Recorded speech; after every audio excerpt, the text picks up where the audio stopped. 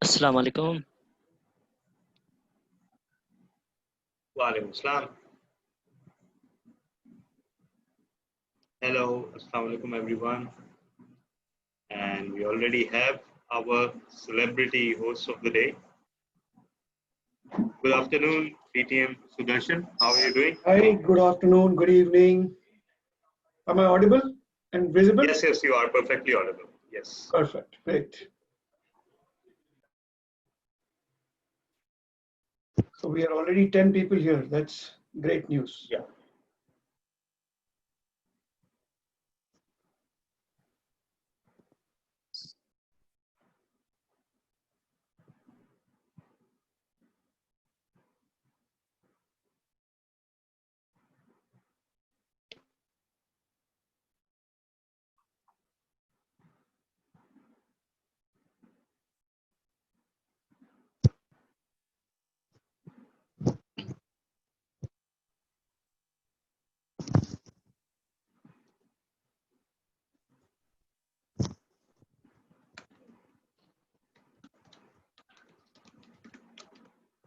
Hello everyone.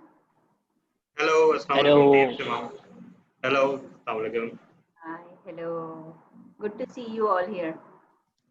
Same here, same here.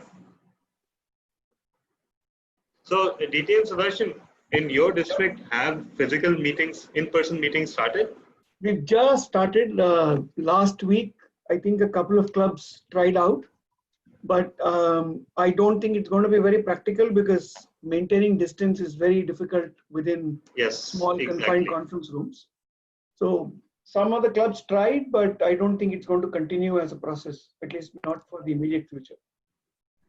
Actually, people keep asking here, and some people are very, very anxious to start in-person meetings. But the problem is that perhaps they're not seeing the other side of the equation, that heaven forbid, if there's an infection or outbreak and someone traces it to a Toastmasters meeting, imagine the consequences. We cannot take even the slightest chance we cannot take. So just to put it in perspective, yesterday after 5 months I went to office, and from last same night, here, in fact.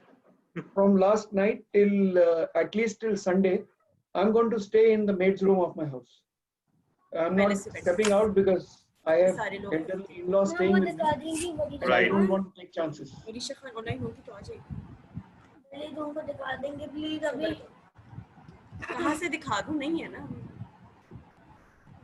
So just a second.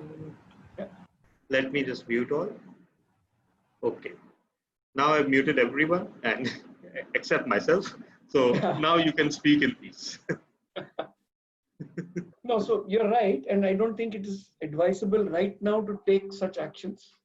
Yes, I do understand that, you know, when somebody is paying club fees, they want to come and meet in person, stand on a stage and talk, etc., etc. But yes, I think it's a small price to pay for long-term safety of everybody. No sense in becoming a hero for the short run and then eventually paying a big price. Hello. hello. How are you all? Good, how are you? Still, not everyone is here. So, DTM Sudarshan, for those who don't know you, can you briefly introduce yourself? Because a lot of our members are here already. So, we can start that way and then yeah, sure, why not? formally So, start. very, very short introduction of myself. Anyway, I believe your president will do a formal introduction, but just to introduce myself, I'm from District 105. I've been a Toastmaster for 7 years. I'm by profession a banker. I've been doing Toastmastering as a hobby and then eventually has become a passion. But primarily, I enjoy telling, sharing, and exchanging stories. And I look at Toastmasters as a platform to do exactly that. Along the way, you end up meeting a lot of nice people and becoming friends. And now with the current pandemic situation, it's become even a bigger blessing in disguise that I'm able to connect with people from all over the world and you know, get to interact with your club and many such similar clubs, which makes it even more fruitful. So that's a very short snapshot of what I do and who I am, etc. I got introduced to your club, I think, about a couple of months back when we did a joint meeting with the only bilingual club in Dubai, which caters to Hindi and English. So our club is called Bollywood Toastmasters, and we did a joint meeting with Karachi Toastmasters, Kolkata Toastmasters, and I think Kathmandu Toastmasters. So that is the way I got introduced to the club, and here I am today. निकालें कहाँ से निकालें यार क्या मुसीबत है अच्छा DTM Sudarshan, I was thinking that the club's name should not be Bollywood Toastmasters Club. It should be Jollywood Toastmasters Club, as the club is bilingual. Yes, could be.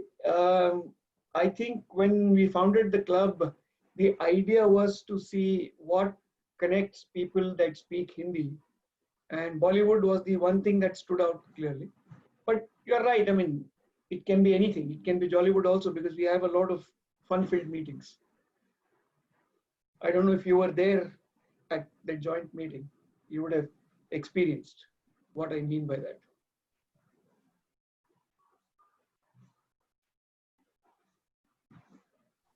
That meeting was for those days when past president was president. Yes.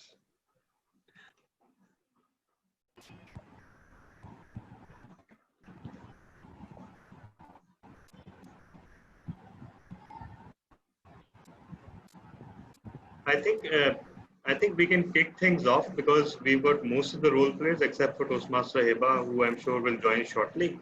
And Sure. we can continue as the speakers and evaluators join, because the first speaker and the first evaluator is already here. So what do you say, Toastmaster Uroosa? Yes, we can start. Okay. Can I start? Yeah. Yes, go ahead. Okay. Good evening, Toastmasters, guests, and future Toastmasters. I welcome you all in another exciting meeting of the Karachi Toastmaster Club. This is our meeting number 873, and the theme of the day is the idea to action. Without further delay, I would like to hand over the charge to the president of Karachi Toastmaster Club, Toastmaster Uroosa. Over to you, President. Thank you, Toastmaster Ayesha. For those of you who have joined us for the first time, I see a lot of guests.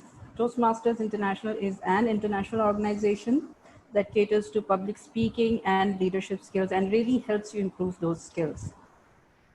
For this topic of today, ideas are a dime a dozen, don't you think? Well, it's a very common saying in the business world that ideas are a dime a dozen. And people can have a new idea by the minute and they don't really cost anything to produce. You just have to think it up, don't you? And how do you bring those ideas to life? The answer is really easier than done. Any project, big or small, can just requires focus, dedication, and that's it. That's what's called action.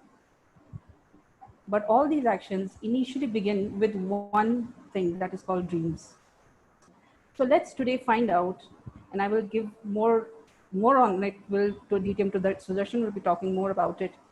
Let's really find out what dreams, aspirations, and actions our speakers and members have. Before that, if DTM Talha is there, maybe we can kick off with the business segment. Okay, yeah, thank you. Thank you so much, Toastmaster Uroosa. So the business segment, we had a speakathon last week, and just give me a few moments. Yeah. Sorry, we had a normal meeting last week, right? Regular meeting, yes, regular meeting. Yeah, it was a special occasion last week when we had a normal meeting. So okay, so yes, so best speaker was won by Toastmaster Asghar. Best table topic speaker, Toastmaster Amir Bilal. Best well-waiter by Toastmaster Shamam, and Best Big Four by Toastmaster Latif Mansoor Ali. Critics' Choice Best Speaker Award was won by DTM Talha bin Ahmed, and Critics' Choice Best Facilitator was won by our Sargeant at Arms, Toastmaster Ayesha Anjum. During the intervening week, we also exercised the right of the club to assign a proxy, and the club has already assigned a proxy for voting at the International Convention. And any of you as member can suggest your suggestion, can forward your suggestion to the president about if you have any particular candidate in mind to be voted for at the International Convention. So also one more announcement, and that is that we will be having a table topics contest on August the 26th. And if anybody is interested to chair that contest, especially if they have a pathways project that requires them to do a real life project, then please approach myself or the president for that purpose. Over to you, Toastmaster Uroosa. Thank you so much, DTM Talha. Now for the start of the session today. Please welcome DTM Sudarshan. As he mentioned, an intrepid soul with a kindred spirit, a Toastmaster, a banker, a storyteller, and a collector of friends from far and wide. Bring your virtual applause, and I mean everyone. Please welcome DTM Sudarshan. Thank you. Thank you, Madam President. Thank you, Karachi Toastmasters, for giving me this opportunity. I am here today with a theme which I believe is essential for all of us, for me, for you, for pretty much everybody in this world. And the theme for today, as has been already informed, is ideas to action. Well, let me start with the very beginning. When I was in school, and every year at the end of the term, when my report card used to come, there used to be one consistent remark. Sudarshan has a lot of potential, needs to apply more. This was standard from year 3 or year 4 onwards up to grade 10. This was something that was always written. And I never understood what it means. Has potential, needs to apply.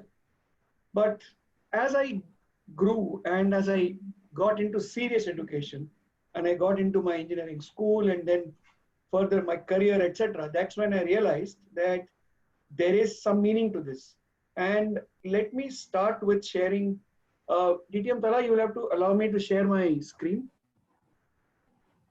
Yes, sure. Let me make you the co-host, okay?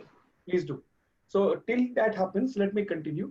So as I went along, I realized that there is a museum in this world. This museum exists in every city, in every town, in every village, in every country. Everywhere you look, this museum exists. This museum is nothing other than the museum of procrastination. This museum is nothing other than that museum of books never written, companies never started, ideas never taken off, drawings never done, movies never made. Because what that were beautiful ideas, but that remained as ideas. Now let's think about our lives. Travel with me back in time to about 40,000 years ago. If one of our ancestors on that warm sunny afternoon, when he saw a piece of stone lying on the ground, which looked like a tooth to him, had not picked it up and chosen to use it as a weapon to kill a prey and eat it, you and I would have still been crawling on all our fours. You and I would still be living in the forests, probably on trees, and figuring out how to get the next meal. What has been the one differentiator in all of us who can walk on our 2 feet? It's just been the fact that we are people capable of taking an idea and converting it into action. But does it happen by default or does it need anything specific from us? So the first technique, and I will talk about quite a few as we go along, I strongly believe in this particular statement. A journey of 1,000 miles begins with the first step. And this first step is momentous, is something that changes lives, is something that can transform us from a caterpillar to a butterfly. How, you may ask? Just think back to that particular day or time when you decided that you're going to pursue something in life, whatever that thing is, whether it was coming to this Toastmasters meeting today, whether it was trying to follow a career, whether it was trying to become a parent, whether it was planning to get married or fall in love, etc., etc. All of it started with that first step. And the importance of this first step was explained to me when I was on a trek. I was on a trek in Nepal, high up in the Himalayas, and I had given up. I had completely given up. I, in fact, told the tour leader, please arrange for some transport to take me back to Kathmandu because I want to go back home. I don't think I can walk any further. So I said, sure, no problem. We are just about 4,500 feet above sea level, meters above sea level. Out here, there is no other form of transport except a donkey. So please sit on this rock, wait for the donkey to come. The donkey will take you down to the next village. From there, take another donkey and keep doing the same thing again and again. Now, this was something that I could have done. Then he said, do you want to try something? I said, what? So in Nepalese, he said, Bishtari, Bishtari chalo. I said, what does that mean? He said, walk slowly, just count your steps and walk beside me. Count from 1 to 10 and take 10 steps and then breathe, then walk again. Guess what? I was in a group of 45 people. I was right at the back of the group with pretty much no hope of reaching anywhere. And within 2 hours, I was one of the first few people to reach the pass which we were supposed to cross that day. And that happened only because I forgot all about the distance to cover and just looked at my next step. Because guess what? Every single step is the next big step that you're taking. So with that, let's now jump into the meeting proper.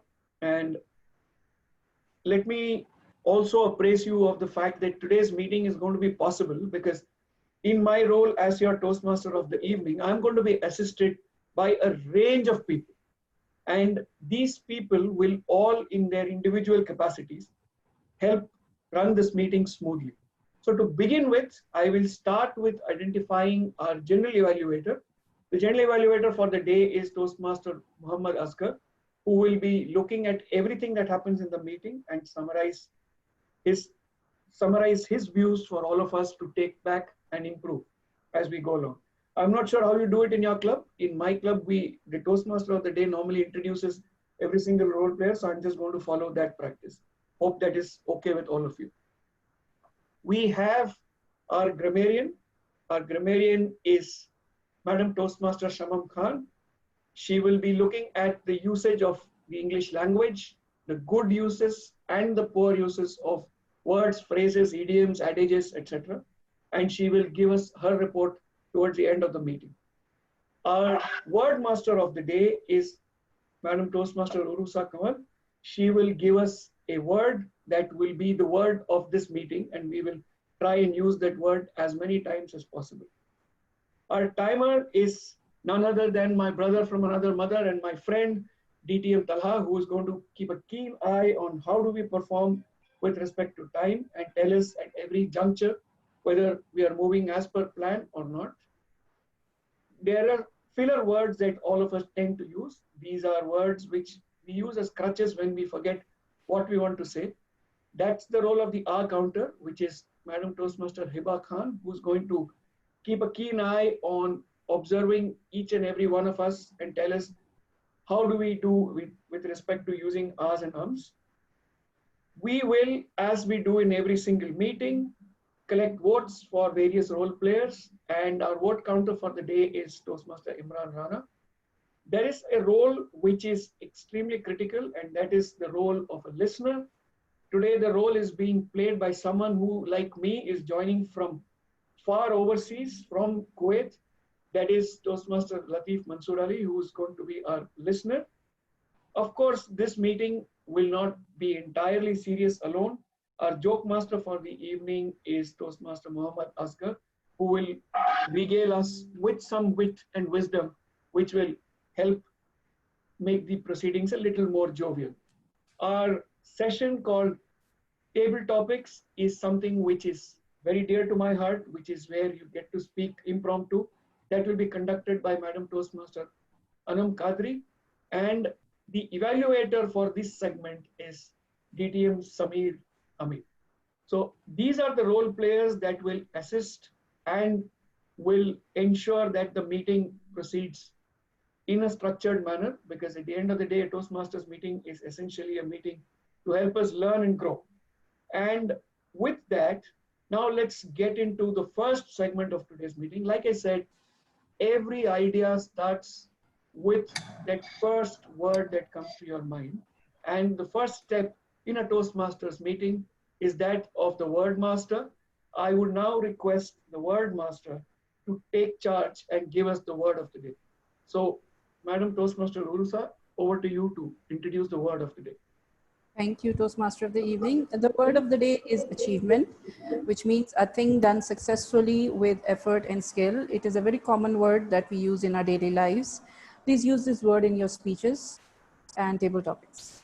Over to you, Toastmaster. Thank you. Do you want to do a round robin or we just proceed? Please proceed. Okay. So let me then proceed to the next phase of our meeting. But before we proceed to the next phase, I would like to again share my screen. There is a saying that life is a school, but I do not agree with this saying, for the simple reason that in a school, you learn first, then you appear for an exam. In life, you first appear for an exam and then learn from that exam.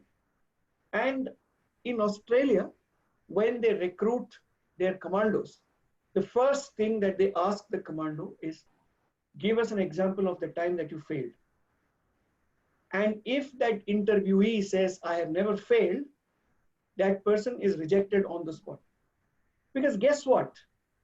When we are perfect, we tend not to learn.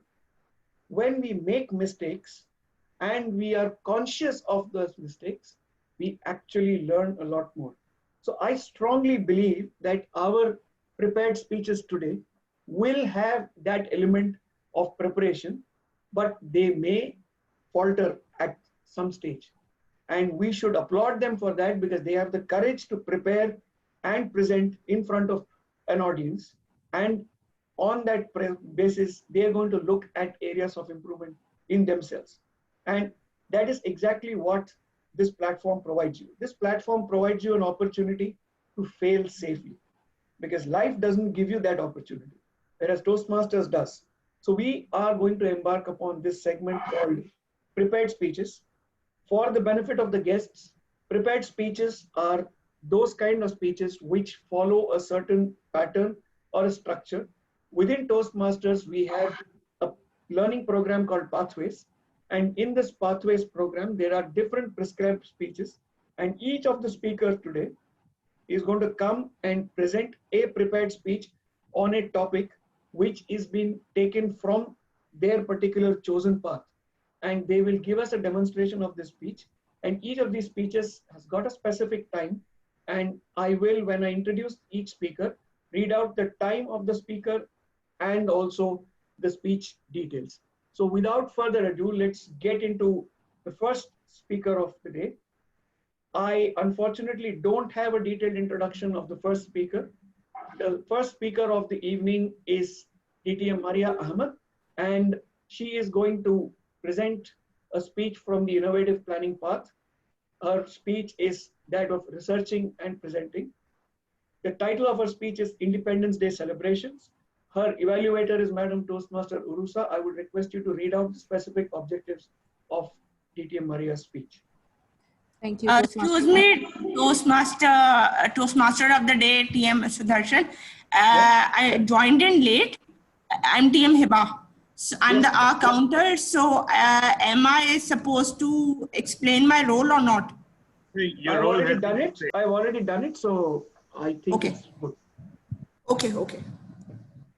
Yeah, Uroosa, please go ahead. DTM Maria is going to be presenting her project from research and presenting.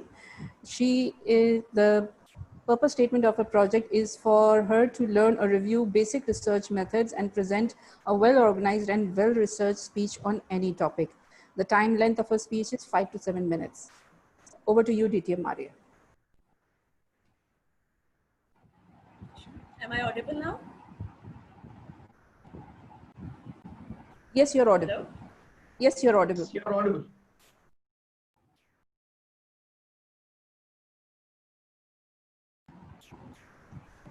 Where should I look for the time? Who is going to time me? Talha is going to be timing you. Started. Okay. Good evening, fellow Toastmasters, table topic master, and honorable guest. I want to welcome all of you to this prestigious meeting of Toastmasters Club. And today the topic of my speech is 14th August or Independence Day celebration. People all over Pakistan celebrate Independence Day with zeal and enthusiasm, as it's already witnessed that despite of the COVID-19 outbreak, a large crowd or a gathering can be seen at CB. There were hardly any space where you can go and not find out the crowd. So people feel really patriotic and enthusiastic when the celebration comes around regarding the 14th August, and a lot of people put their flags on their homes, offices, and especially it is witnessed that a lot of people put flags on their cars as well. So the people celebrate Independence Day with a lot of zeal and enthusiasm. Many people who attend Independence Day parades especially dress up in green and white dress, shalwar kameez, or whatever the traditional dress their province signifies. So these are the important colors which are represented in Pakistan's flag. People visit national monuments and places of national significance to celebrate Independence Day. This is also a chance to visit relatives, meet friends, and invite people over to their house to celebrate Independence Day. Pakistan's national flag is hoisted on public, private buildings, residences, and monuments at dawn. Public buildings include Parliament House, and they are decorated with colorful buntings and flags to display their enthusiasm regarding this day.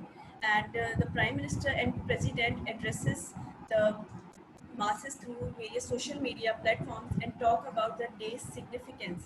Street and houses are decorated with colorful lamps and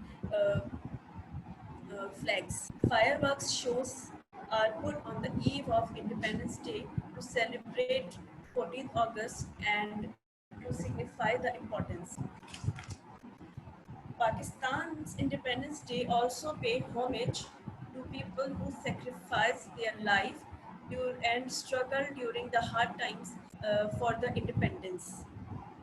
A change of guard also takes place at national monuments, including the Mazar of Quaid-e-Azam, and a large crowd gathered at his Mazar can also be seen. Events held during the day include theatre shows, national song competitions, concerts, and radio and TV shows also broadcast national songs and specially prepared Independence Day program. Independence Day, sorry.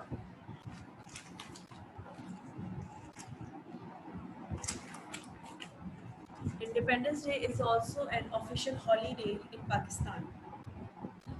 All government, non-government organizations, offices, public and private institutions, educational institutions, they all remain closed, or maybe some schools put on these Independence Day shows, and a lot of schools try to conduct these activities at school for a shorter period of time. They don't call during for the whole day, but they prefer to be called for a short time, and students get to enjoy these activities during the school time with their friends and teachers.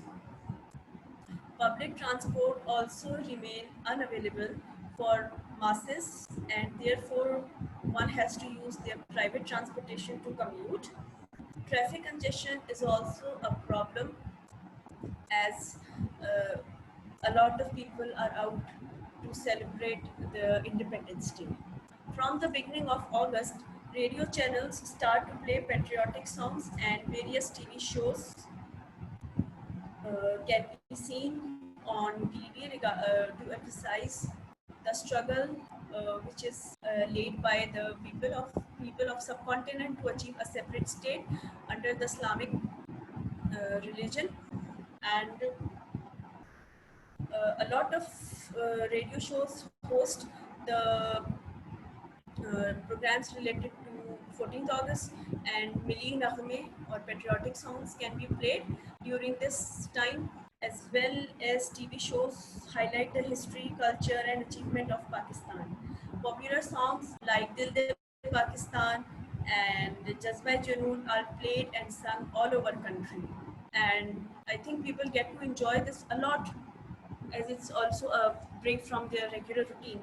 Pakistan Post released 4 commemorative stamps on July 1948 to celebrate the country's first independence anniversary.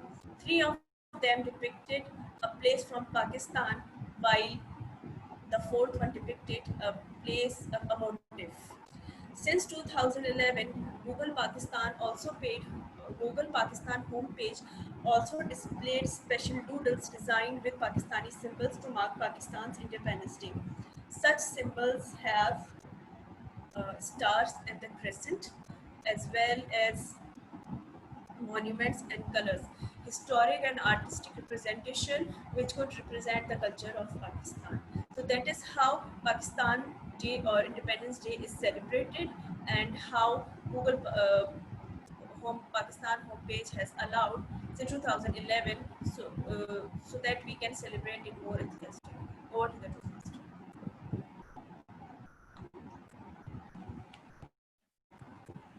Let's give DTM Maria a big round of applause. And I would request all of you to take 10 seconds to give feedback to DTM Maria through private chat.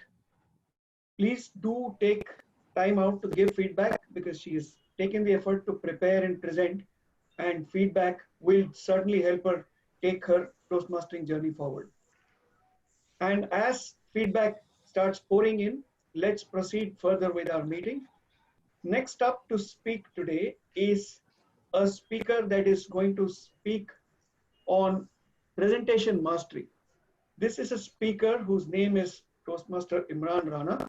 And to introduce him, when I asked him this question as to what is his personal mantra to make sure an idea succeeds, very, very simple, but a very direct answer: stop discussing, start doing. I think that is appropriate for all of us. So before I hand the virtual stage over to him, I would like to request his evaluator, Toastmaster Babar Ali Hussain, to please read out the objectives of his speech. Sorry, DTM. My evaluator has changed. Yeah. Oh, okay. We have this charming tradition where VP Education keeps interrupting during the speeches because they have to announce some change or the other in the lineup. So apologies for that. I wish No it problem. weren't so, but it's necessary. So the evaluator now is Toastmaster Majid. So let's join our hands for Toastmaster Majid Akhtar, who's going to read out the specific objectives of Toastmaster Imran's speech. Toastmaster Majid, over to you. Please read out the objectives. Zareen Khan को ढूंढ रहा हूँ मैं क्या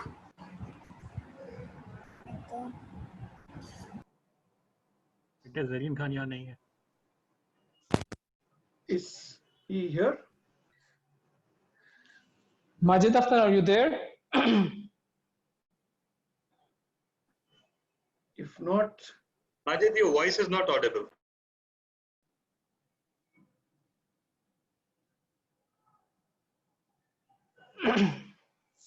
Toastmaster Majid, are you able to? No, we still can't hear you. I think you can speak directly into the phone. Or you can speak sitting at your seat, we'll still hear you.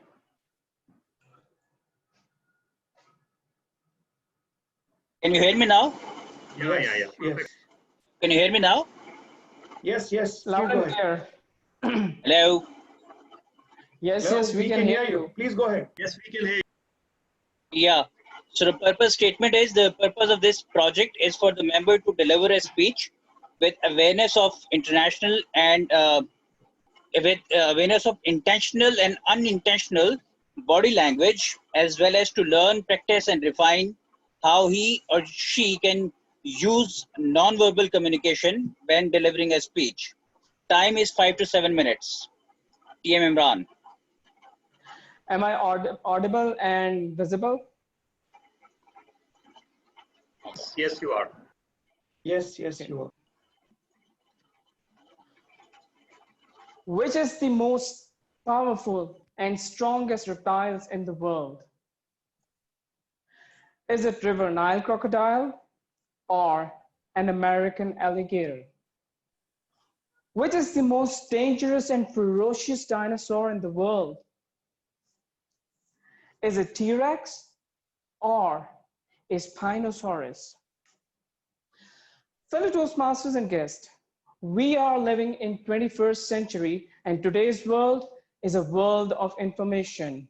Everything is just one click away. Our children belongs to an internet generation. They are fond of smartphones, tablets, and iPads. They don't feel happy playing with regular toys. Rather, they are more excited when watching informative videos, cartoons, movies, and playing video games. The above innocent questions were asked by my eldest son, Ashar Rana, when he started exploring things on internet about his favorite animals, dinosaurs, and crocodiles. You know what's the difference between their generation and us? They don't think, they just do it.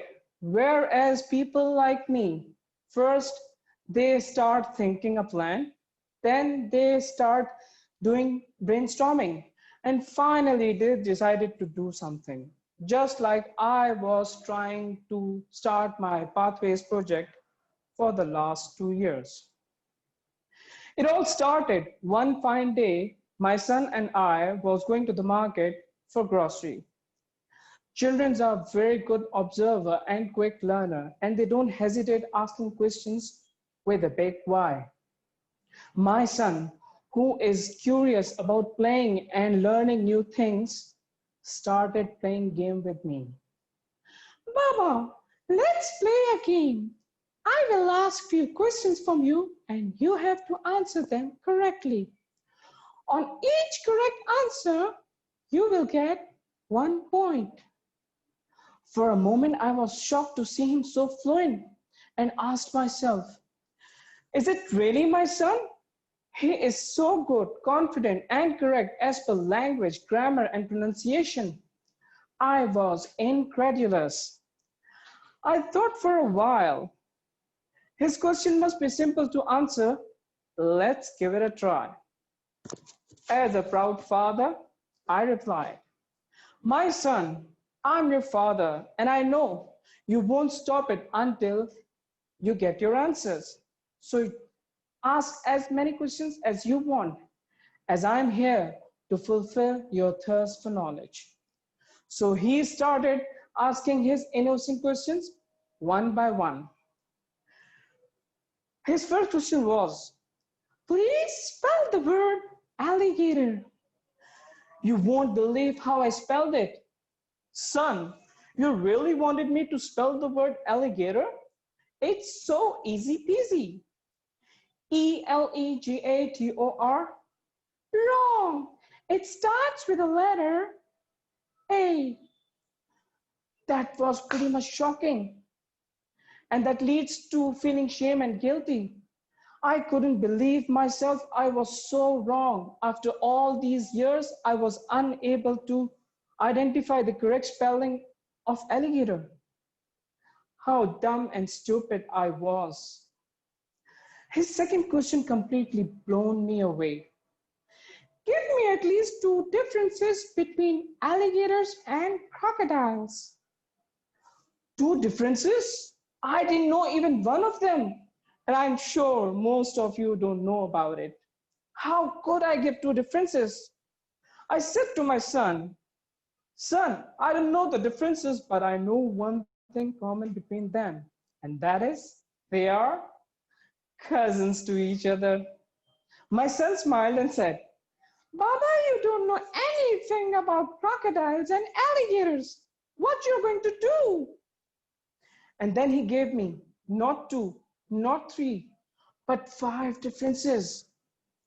I was standing quietly and watching him surprisingly.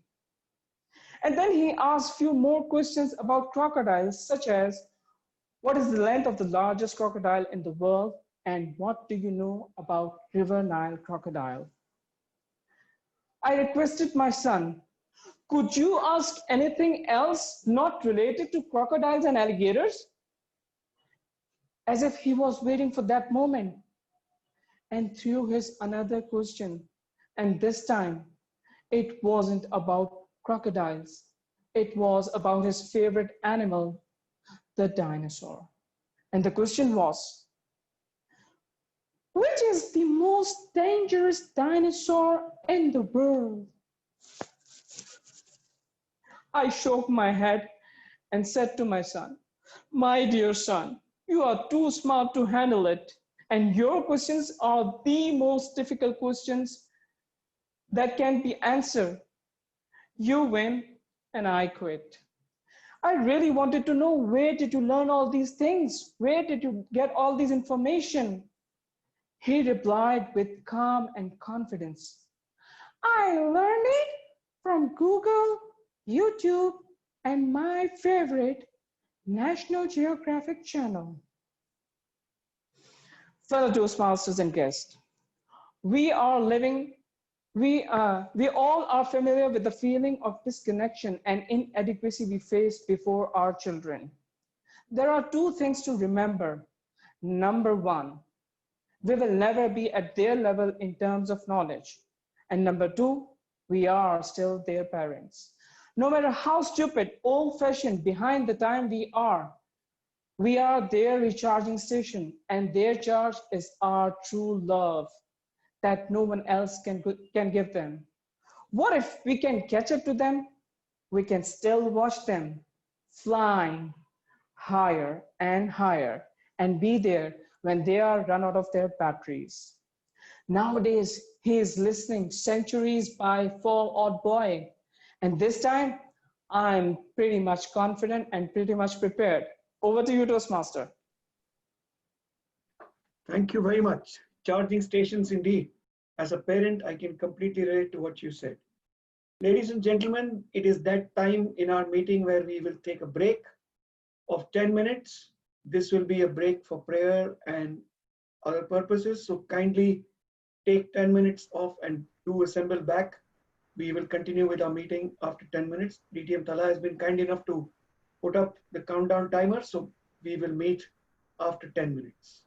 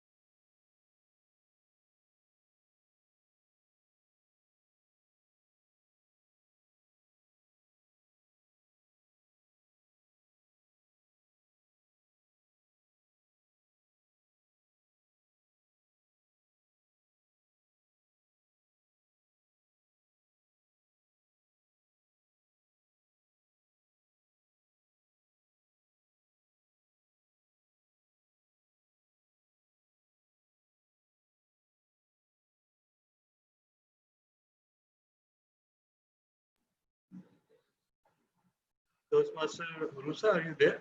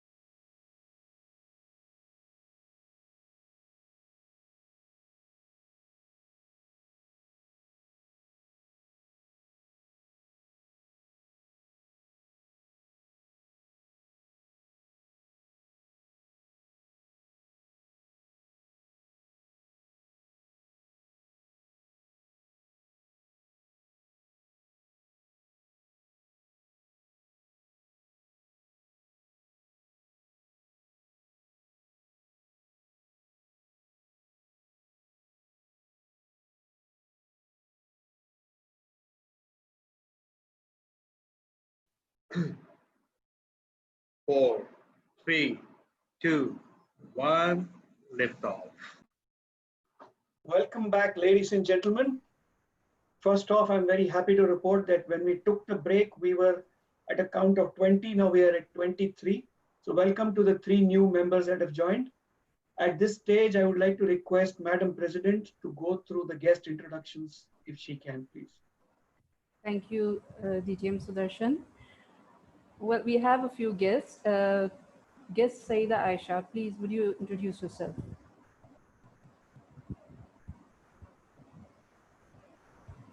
Assalamu alaikum everyone.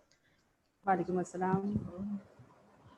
As written there, my name is Sayyada Aisha and I'll turn 22 this December. I'm doing Bachelor's of Media Sciences and I have keen interest in public speaking. So I'm here because of the Toastmaster Amir Bilal.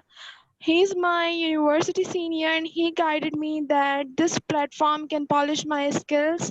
So I'm here to learn probably, as I believe my accent, my fluency, and many things that I have to polish, I have to learn. So I'm just here to learn. That sounds great, and welcome to the club. Then Thank you so much. Then we have guest Kamal Aftab. Would you like to introduce yourself?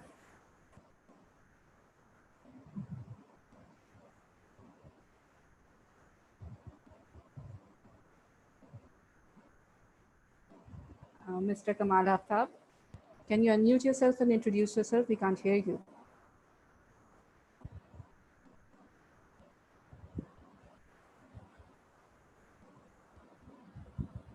All right. Then we have guest Yamina. Would you introduce yourself, please? Assalamu alaikum. Am I Walaikum audible? assalam. Yes, you're perfectly audible. All right, thank you. Assalamu alaikum everyone. My name is Yamina and currently I'm a teacher. I'm teaching primary level, and this Toastmaster was actually introduced by my teacher when I was studying in KNS. It's an institute because I'm doing my CA as well, and it's necessary that we do public speaking. So my teacher actually introduced this club to me and I was really impressed. So I wanted to join this club and wanted to see that how it works. So this is a small introduction of mine. Right place, and hope you'll continue coming. Inshallah. Welcome to the club. Thank you. And then we have guest Khuwaja Saifur Rahman. I think so. Mr. Khuwaja, would you? Yes. So would you introduce yourself? Thank you very much. I'm a Toastmaster myself, and I'm VP Education for Lahore Toastmaster Club and PSF Toastmasters Club. I'm a project management professional, and also we have developed this platform for experts by the name of Trainers Tribe. So it is a startup, and we're working for this as well. Thank you very much. Welcome to the club, Toastmaster Khuwaja. Thank you. Thank you very much. Then we have guest Anusha Salim. Would you like to introduce yourself?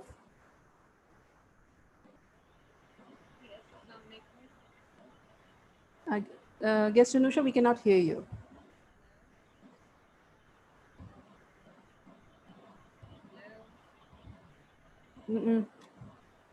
Would you speak a little louder?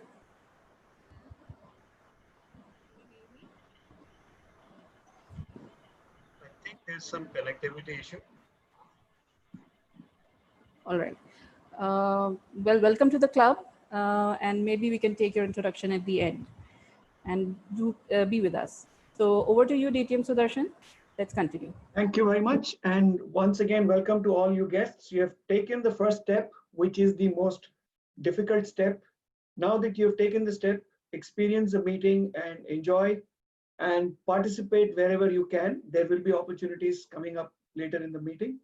And once you're done with it, contact VP membership of the club. I'm sure they will guide you with the process of joining. Without further ado, let's continue our meeting with the next prepared speaker. To call him up on stage, let me give you a brief background about who is going to come. The speaker's name is Toastmaster Amir Bilal. When he is not selling fine textiles to all of you and convincing you that his company makes the best textiles, he believes that a smile goes a long way. When I asked him his personal mantra of making an idea come to life, he said he believes a smile helps him winning, even if we are hurt or losing. So with that approach, let's all smile and welcome him. And before I hand over the virtual stage to him, let me call upon his evaluator to read out the specific speech objectives. Could I request Madam Toastmaster Hiba Rais Khan to please read out the objectives of Toastmaster Amir Bilal's speech? Okay, good evening, fellow Toastmasters and guests. TM Amir Bilal is doing his effective coaching to understanding your communication style, and the duration of his speech is 5 to 7 minutes.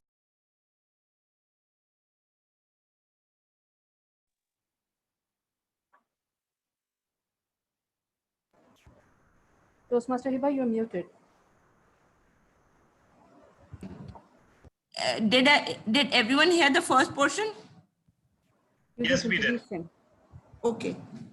Okay, now for the purpose statement, the objectives. The first one is the purpose of this project is for the member to learn about different communication styles and identify his or her primary style. And the second one is the purpose of this speech is for the member to share the impact of his or her style on others. Fellow Toastmasters and guests, TM Amir Bilal. React with smile if I'm audible and visible. Yes, you're audible and visible. I was playing cricket last Sunday and I was playing on mid-off, which is the most tricky and busiest position to field on. The batsman struck the ball really hard and I had to cover a lot of ground to save a boundary. And in order to feel the achievement of saving a boundary, I started running wildly. And in the process of being there, I hit a kid and he instantly fell on the ground. I kept following the ball. I picked that up, threw it back to the bowler, and rushed back towards the kid. Madam President, fellow Toastmasters, Mr. Toastmasters, and honored guests, good evening. I rushed back towards the kid to see if he was fine and saw a bunch of kids standing there and pretty much annoyed. I hesitantly asked, who did I hit? One of them, a 6-year-old kid, looked at me and said, it was me. I said, I'm so sorry. Did I hurt you? I didn't really mean that.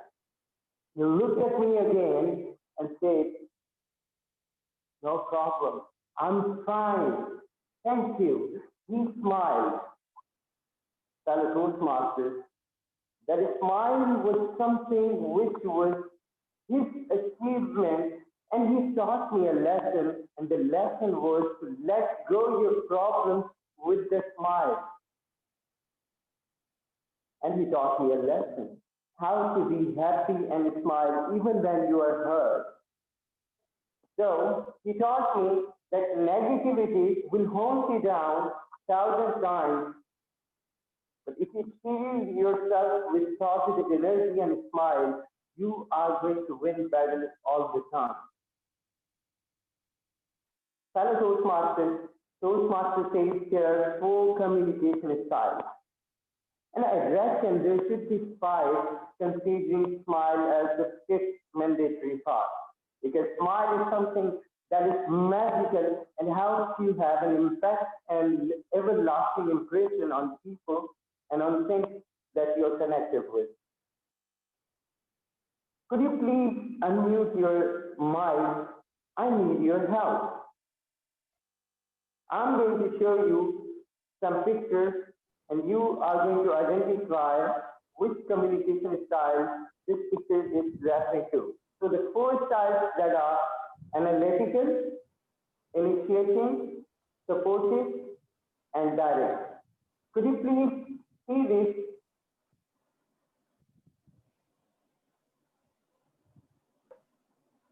Could you please see this and let me know which communication style this picture is referring to? Supportive. Supportive. Supportive. Pretty nice. So you know this is supportive. Great.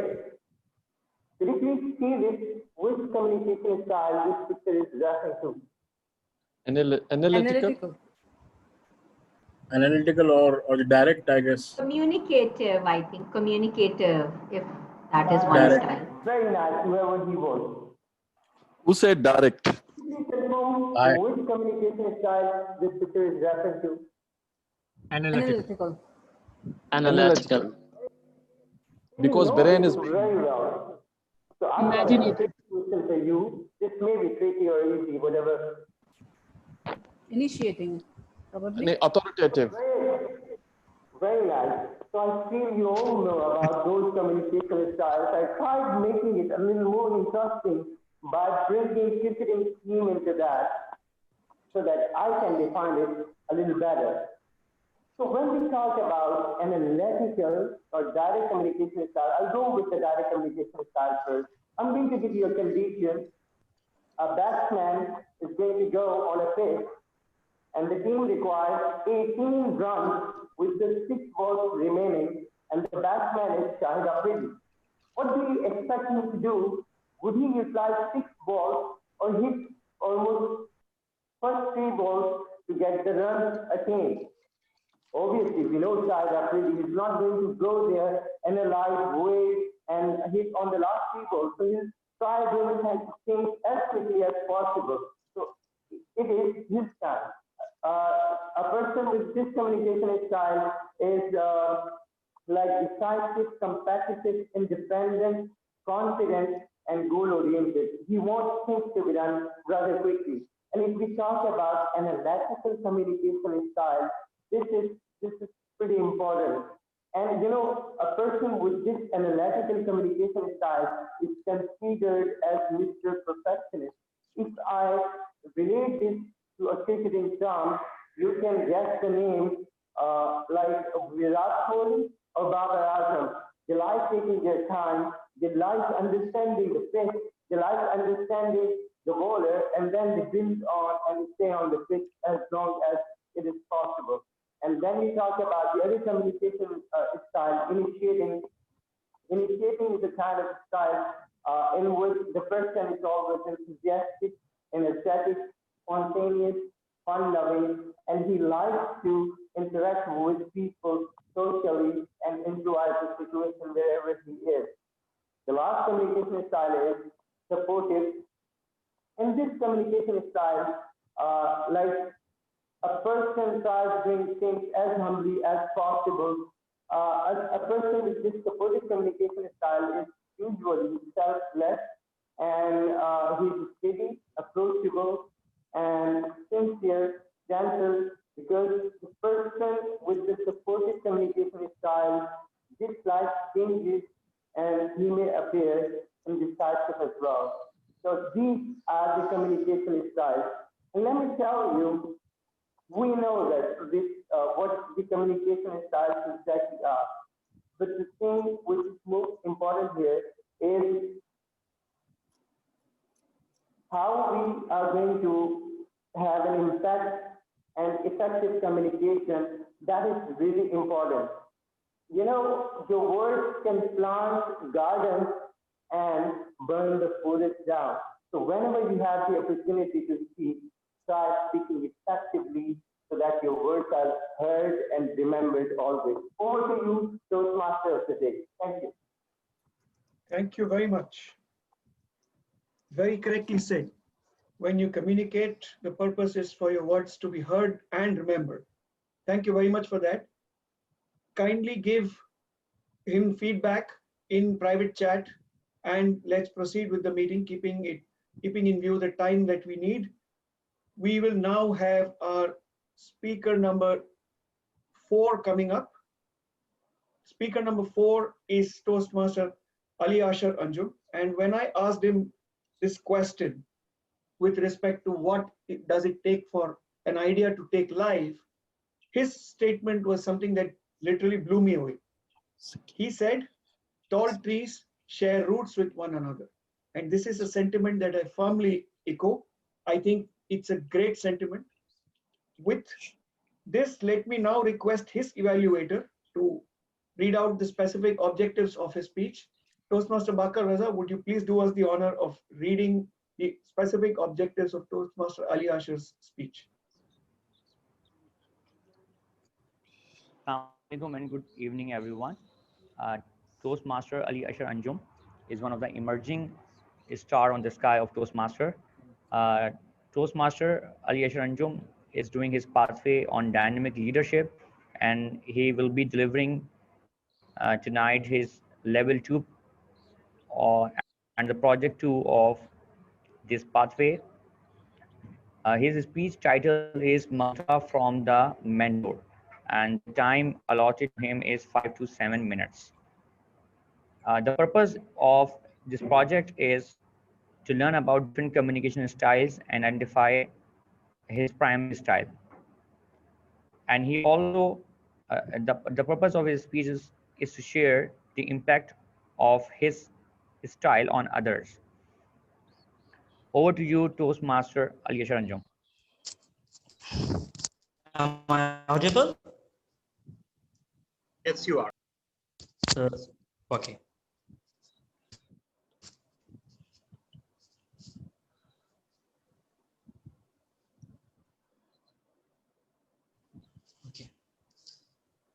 I was sitting in the last row, tired of tedious political economics lecture.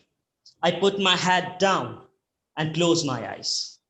The class was uproarious. Suddenly, someone entered in the class, and after their cacophonous but calmness prevailed. Someone entered and speak in his own style.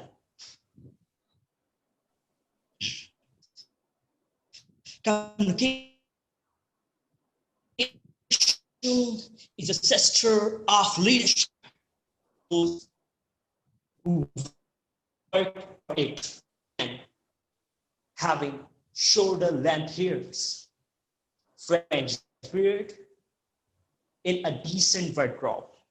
He was our new communication skills teacher. Good evening, Toastmasters.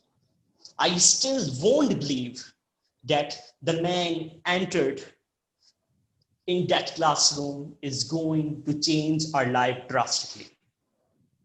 We used to wait for his class for the whole week. He started the journey of communication from the interpersonal communications, then touch some aspects of interpersonal communication, and then we have some demonstration of public speakings. And in the end, we have a wonderful reflection of what we are doing in that 16 weeks. He always emphasized that communication was never be taught, it's practice. And you need to practice if you want to master it. You need to practice if you want to master it. He inspired all of us and taught different dimensions of communication skills. And I condense all his lessons and teachings in 4 lines and one stanza. And it is like, you, the one who will speak. The flexible styles can reach the peak. Make sure the technique is unique. You, the one who will speak. This stanza carries 4 hidden communication rules. The first one is you, the one who will speak. One's communication is the reflection of one's personality. And we usually have our communication according to our nature. And we always speak better when we spoke from our hearts. And we all carry a unique communication style. Being a silent and an analytical guy, quite handy with numbers, fact, figures, my majority of communications are usually precise, disciplined, and being the development practitioner,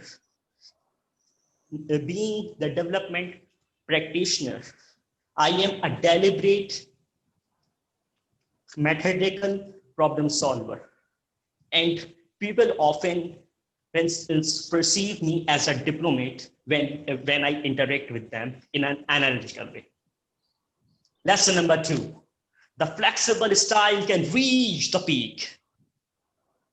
The second lesson is a good leader and a good communicator need to be adaptable and responds according to the circumstances. In my last speech, I declared that the crisis I faced raised me as an affiliative leader. And due to that type of leadership, I need to be supportive one. Because in my leadership, people always came first. And that's why my primary communication style is a supportive one. Lesson number 3, make sure the technique is unique. Lesson number 3 taught us that the noise and music both are sounds, but music is arranged and noise is not arranged. Same words can be a jarring noise, and same words can be a melody of a beautiful song. But it's on your vocals, how you arrange all those words and all those things. Similarly, our communication style need that arrangement. And in communication, you use a term paralinguistics for it. It is a hard jargon, but it includes your vocal variation. It includes the speed, voice, speed, and the sound of your voice, your tonal variation, your pronunciation, your articulation, how you articulate these things, and intonations. That where you're going to emphasize what is the punch of your speech, and you're going to emphasize on that particular point. This is all arranged, and when you arrange your words, your speech, or your interaction as a melodious song. But Toastmasters, the technique is not generic. We all have our own specific and peculiar technique according to our vocals, amplitude, and pitch. We need to work on it. We need to work how we are going in to use the paralinguistic to make our speech vocals better and effective one. Communication style is not static, it's dynamic and varies with time, it's changed. But on this instant currently, my communication style is analytically supportive. And all this is due to my nature. The first line and the second line is about the crisis I face, my affiliated leadership, and the third thing is the technique. So my communication skill is hidden in a mantra, and that is You, the one who will speak. A flexible side can reach the peak. Make sure the technique is unique. You, the one who will speak. That's all from my side. Over to you, Toastmaster of the evening. Thank you very much, Toastmaster Ali Ashar. That was indeed an inspiring speech and insight into your communication style. Without wasting too much time, let's proceed further to the next speaker of the evening. And before I call her up, I'm going to introduce the speaker. The speaker's name is Toastmaster Urooj. And when I asked her the mantra of success for an idea to live, she said an idea succeeds when you make your way as you go along instead of looking for ways to work for you. Such a profound and deeply inspiring thought. If we choose to make our own way, I'm sure we'll find the destination one way or another. Let's now hear about the specific objectives of her speech from her evaluator, who is none other than DTM Talha, who is also our timer of the evening. So DTM Talha, over to you to read out the specific objectives of the speech titled In Between Yesterday and Tomorrow. Thank you so much, Toastmaster of the day. So Toastmaster Urooj, after a long and interminable wait, will be delivering her second project, In Between Yesterday and Tomorrow. This is the first project in the evaluation and feedback series from level 1 of her pathway. The purpose of this project is for the member to present a speech on any topic, receive feedback, and apply that feedback to a second speech. The purpose of this speech is for the member to present a speech and receive feedback from the evaluator. The title of her speech is In Between Yesterday and Tomorrow, and Toastmaster Urooj Dochki is a very talented Toastmaster, and not only that, she is also a public speaking coach. So everyone, be afraid, be very afraid. Over to you, Toastmaster Urooj Dochki.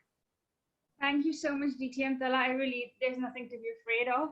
I just want to ask you that I want to share the screen. Is it possible? Sorry? I want to share the screen. I remember I told you about the window. Sure. I'll make you a co-host. Just hold on.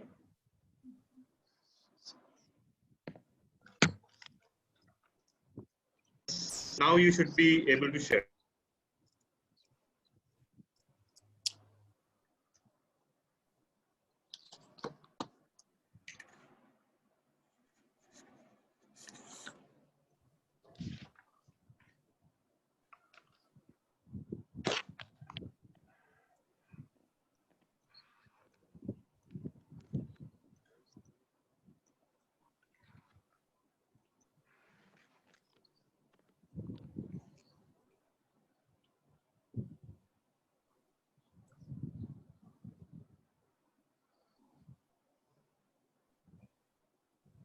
You would feel like today is just another day of waking up. You're up by a mean of driving force that makes you look forward to your day? No. You're up to get your things done that you have planned for today. A very warm evening, fellow Toastmasters and guests. I am TM Urooj, and I often get hooked up with the sky and the colors smeared upon him every day.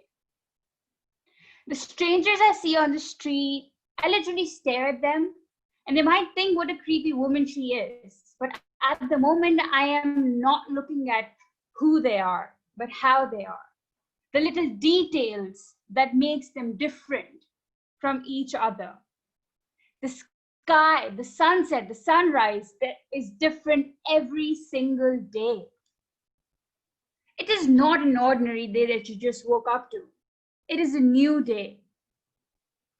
Every day is a new day. The sun is in a different position. The wind with a different rhythm. You are younger than you were before. To cover up the mistakes of past and the goals of tomorrow, we forget about the only certainty now. This very moment, look around you and see how the earth is whirling. It is your reflection, except it exists in the today. Look around you and the mountains that stand tall, holding the earth, Look at this water, which we get to drink, the shores, the tranquility it possesses. It's not like you're burying secrets of yesterday, yet it flows today on its different pace. Look at the moon, that gigantic ball that seems so small, hence leaves your sight. You won't see its significance until the clouds decides to shield it. Just like we don't see the good unless we don't have it. Is it really important to only realize about the importance of things and people when we lose it? The problem with us is that we live life seriously and preach not to take it seriously when it's just not it. Life is to be taken seriously. The fact that you're here, the fact that you're alive, it is to be taken so seriously as if it is the biggest present. And it should be lived as if it's your first day, as if you have just broken the cage and it's going to be your last day. Because what we really have is today. Time is uncanny. Tomorrow, you don't know if it will come or not. You don't know if you will be there or not. Yesterday is gone. Every second I am proceeding more is gone, and it won't be the same anymore. Life is too long to spend alone and too short to share with people you love. People who are insane, drives you crazy but are so important. Even if we see the innumerable good around us, perhaps it is still dependent on us to be given the value which would make it as important as it is. The world has the power to heal. The beauty of having people, seeing them, touching them, their eyes that see the world in its own glory, burying the desires, their smile hiding their soul stories, welcoming you to explore the world that exists within. The stranger you met yesterday might have gotten attracted with you and something that you possess. Tomorrow is a destination that you will never be able to reach. Yes, perhaps if you stop once in a while and look around you, you might find things, you might find places, you might find people that are going to make your life an achievement. An achievement that when you get old, an achievement that when you are out in the blue and when you're done with your life and when you're sitting there idly looking at the sunset, you can smile and say that, yes, I lived every moment. I lived every moment. Instead of running towards tomorrow, instead of running towards in a race where it has no end. It has no end. The only end to it is beneath the ground, above the sea, which is the place where we're not able to feel anything. So allow today to pour in all the light that it has for you. Allow today to realize that it is what it is we have. Thank you. Over to you, Toastmaster. Thank you very much. Very inspiring words indeed. Reminds me of William Wordsworth's poem, which said, "Oh, what is man with so much care, with no time to stand and stare?" Standing and staring is indeed an attribute that we all need to cultivate. Thank you very much for reminding us of that. If you could stop sharing your screen, I can then navigate away.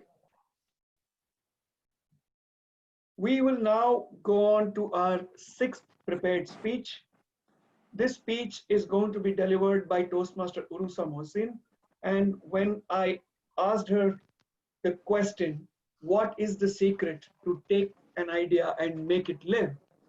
She very simply said, take the first step. And don't we all know the importance of the first step, as we saw right at the beginning of the meeting.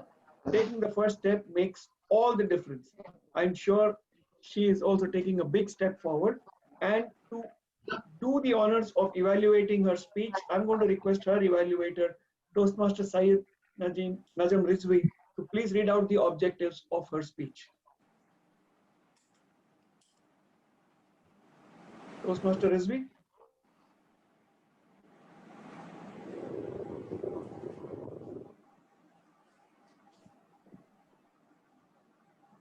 Toastmaster Najam, we can't hear you.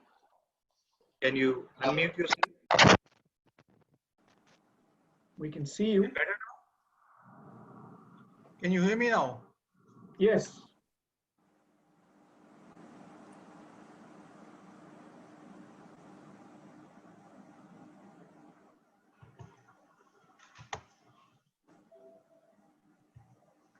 Can you hear me now? Yes, we can hear you. Yes. Okay, thank you. Well, Toastmaster Uroosa Mohsin is a personal development coach and blogger.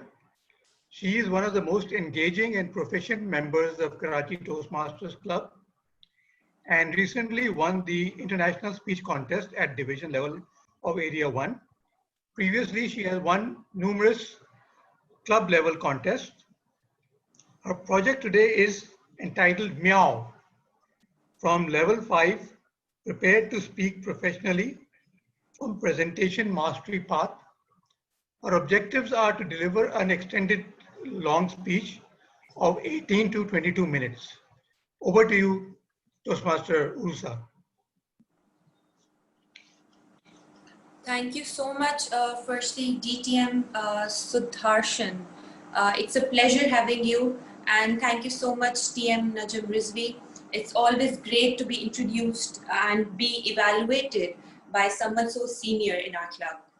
And a very warm welcome to all of you fellow Toastmasters. It's a pleasure and a delight to actually speak at one of the meetings of Toastmasters. And good evening to all my guests over here. I'm sure you all are enjoying and will be a part of this club and this family pretty soon. So today I'm going to share with you a story which just happened yesterday only. And so what happened was that I was at home alone. I had and am having a shin pain. So this is basically a pain which happens on the front leg and on the upper portion and the lower portion of your leg. And it happens to those people who are actually a little sporty enough. And this happened when I was playing tennis, and it was really terrible. I just couldn't walk for a few miles even. It was so impossible for me. So what happened was that my father, he has gone to Lahore recently, and my mother, she had gone to a committee party. So the whole idea of committees is, you know, to pour in committee, and by the end of the meeting, you pour out chits, and whoever names comes in, and he gets the committee, right? But for ladies, it's more sort of where, you know, you gather around, you chit chat, and you gossip about new clothes, new shoes, about what happened with that person, this person, and, you know, all the ladies stuff. So I was alone at home and I was craving for something to eat. So I'll tell you a little bit about the structure of our house. So we have like 3 bedrooms in the upper portion of our house, and 1 guest room and a lounge, a drawing room, and a kitchen, of course, with an entrance and the front gate. So I thought to myself, you know, I'll just grab something to eat for myself. I went out of my room and I went to my lower portion of my house downstairs. So what happened was that as I was going down, the house was so quiet, and it was so like even I could hear my own footsteps. And as I went down, I could hear the birds chirping from outside. I could hear where the leaves are crunched, so that we have this pavement outside.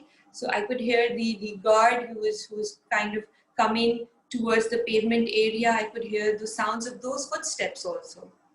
So as I came down, I opened the refrigerator, I grabbed something, a roll to eat, and I thought, you know, I'll just sit somewhere in the lounge. So as I was about to sit, I suddenly hear some more sounds. As I got toward the near of the front door, I heard another sound, and this was meow. As I heard this beautiful sound, I I opened the door slowly and gradually, and right at the front of my door was this little cute, adorable kitten. He was brown, he was black, and a little grayish spots, and his eyes were blue, which were literally popping out. I was totally in love with this little creature. I thought to myself that, you know, something like how a mother comes desperate to meet her little baby. Now I couldn't see his family out there. All I saw was this little kitten there, and I literally cleaned the area of that stair. I sat there, and when this little kitten saw me there, he came up and sat on my lap area and cuddled me, and I cuddled him, and I kind of, caressed her pretty well. So what happened was that this little kitten, when we were all done with this lovey-dovey scene, this little cute little kitten, he tried to wiggle his tail around when he was along the side of my feet. And as he was wiggling this tail, I thought to myself, what if we humans had a tail? What if we humans had also this tail to show and express the love, just like how cats are doing, just like how kittens do, just like how dogs even do, right?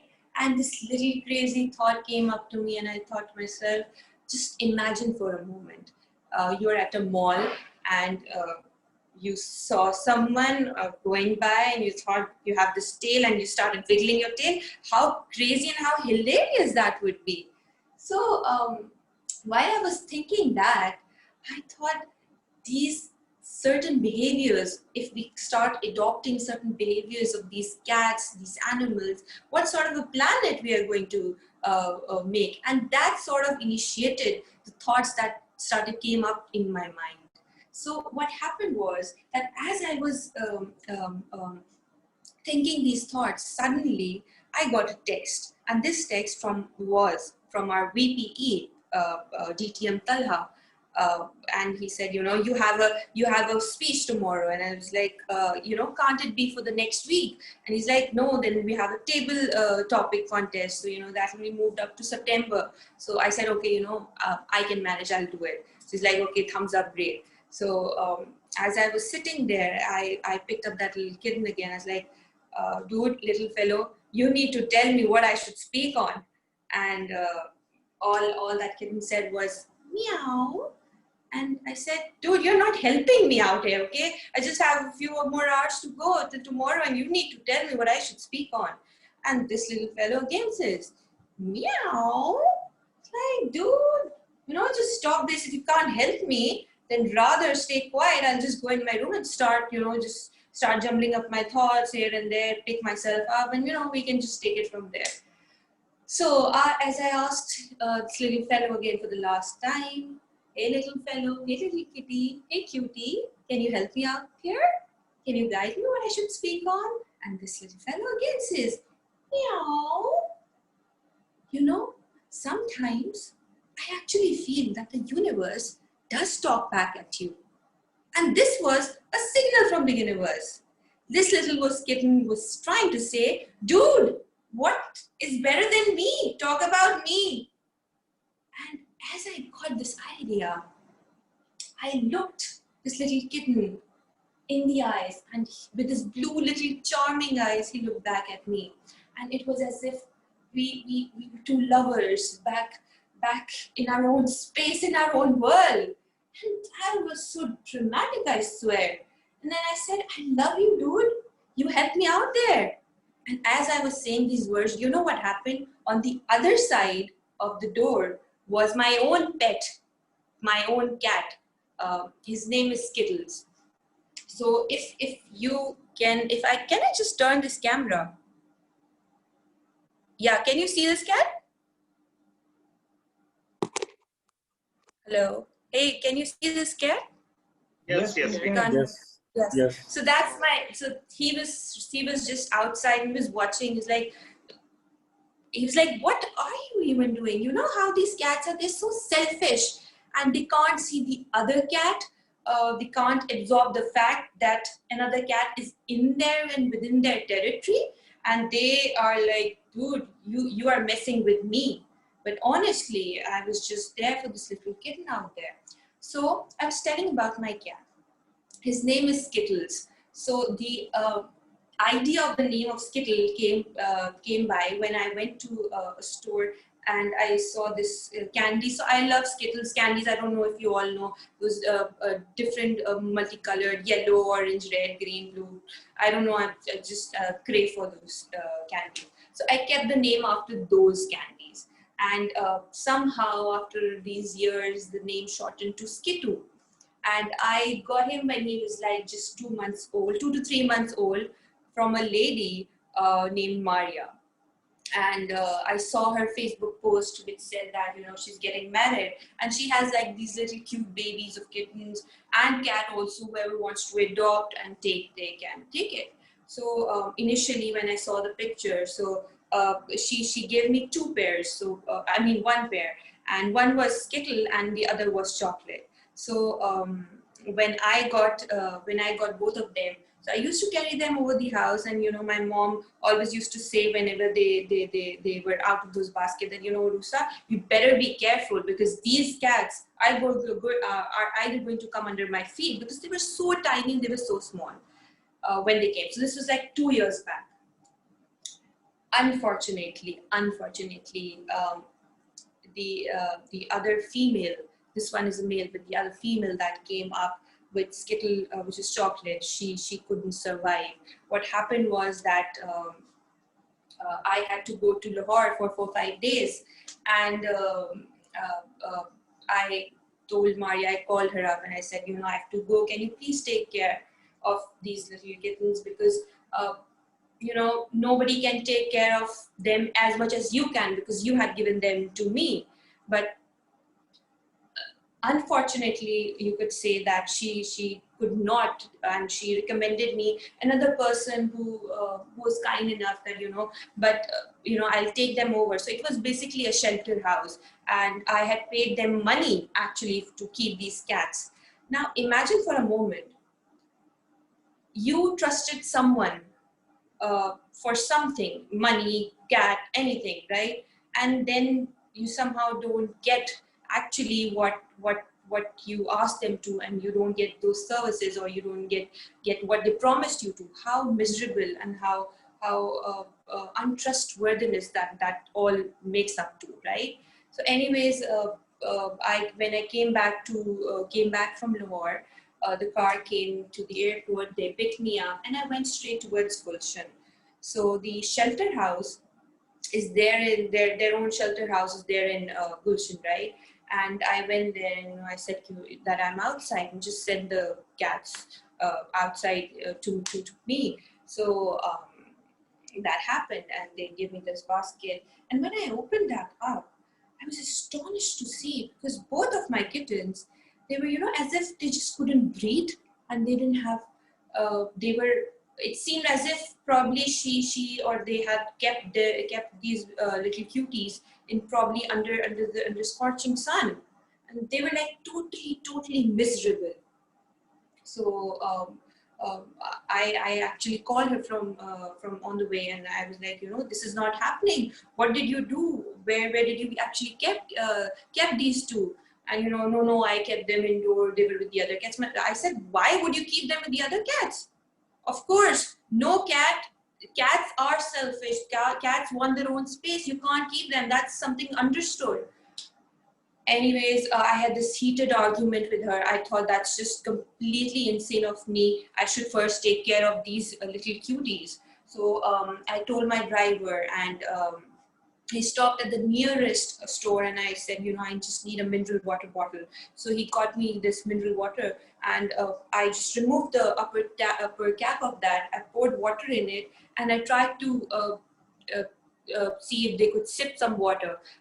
But they weren't really responding enough. So what I did was I dabbed my finger and put a little water on their lips, so that, you know, a little bit they could just take in a little bit of sip or water within them. So Skittle did respond, and he did take up, but Chocolate did not. When I reached home, and I took them both out. So, as how humans, they're just, they give a sigh of relief when something is done, or when they are out of this trouble or this mess. That's what they both literally did, like just like how humans did. I mean, I still remember that day. And but unfortunately, Chocolate, she wasn't walking properly, and you know how those crippled legs are. She was walking like that. That troubled me. I went straight to the doctor, and I think it was back to back 8 to 10 visits every day. And the doctor, somewhere in defense, I wouldn't name, he kept giving injections to this little girl. I mean, this little cutie. I mean, why would? Because see, when you have your these were like my own child, right? I mean, just imagine your human baby, and you're seeing them where the doctor is constantly giving them injections. That's just so painful. And I just told the doctor. He said, come here and look what I'm doing. I said, no, I just can't do it. I just can't see. I can't even see the blood of any animal, let alone seeing an injection done. I said, no, I can't do it. And he said, okay. I said, do whatever you want, just save her. I think 8, 10, 12 visits maximum. One day I got her back from the doctor, and I still remember this black sofa we have in the lounge, and I kept her there lying on the sofa, and I called Maria. And Maria, me and Maria were talking on FaceTime, and I said, Maria, she's not doing well. And she said, okay, Uroosa, you know what? Just relax yourself, and where I tell you, just try to, take your own thumb and try to press in that area. I said, okay, fine. So she was there on one end, and I tried to do whatever she asked me to do. But unfortunately, I just told Maria, I said, it's not working. I think she's passed away. And I still remember that day where she was crying on one end, and I was crying on one end, and like right in front of me, this little darling, she just passed away. That is such a heartbreaking, such an emotional memory that I have, because I get really attached to someone who's been a part of my life, either a human or an animal, anybody. And that was really painful for me. And even Skittle misses her a lot. You know what? I've been finding proposals for Skittle, for my Skittle. So, I went to Lahore just a few months back. So I saw this little cat, a Garfield color, golden color. So she's this little cat. She's my best friend's sister's cat. And I asked her, we are ready to come up with a proper dholki and everything.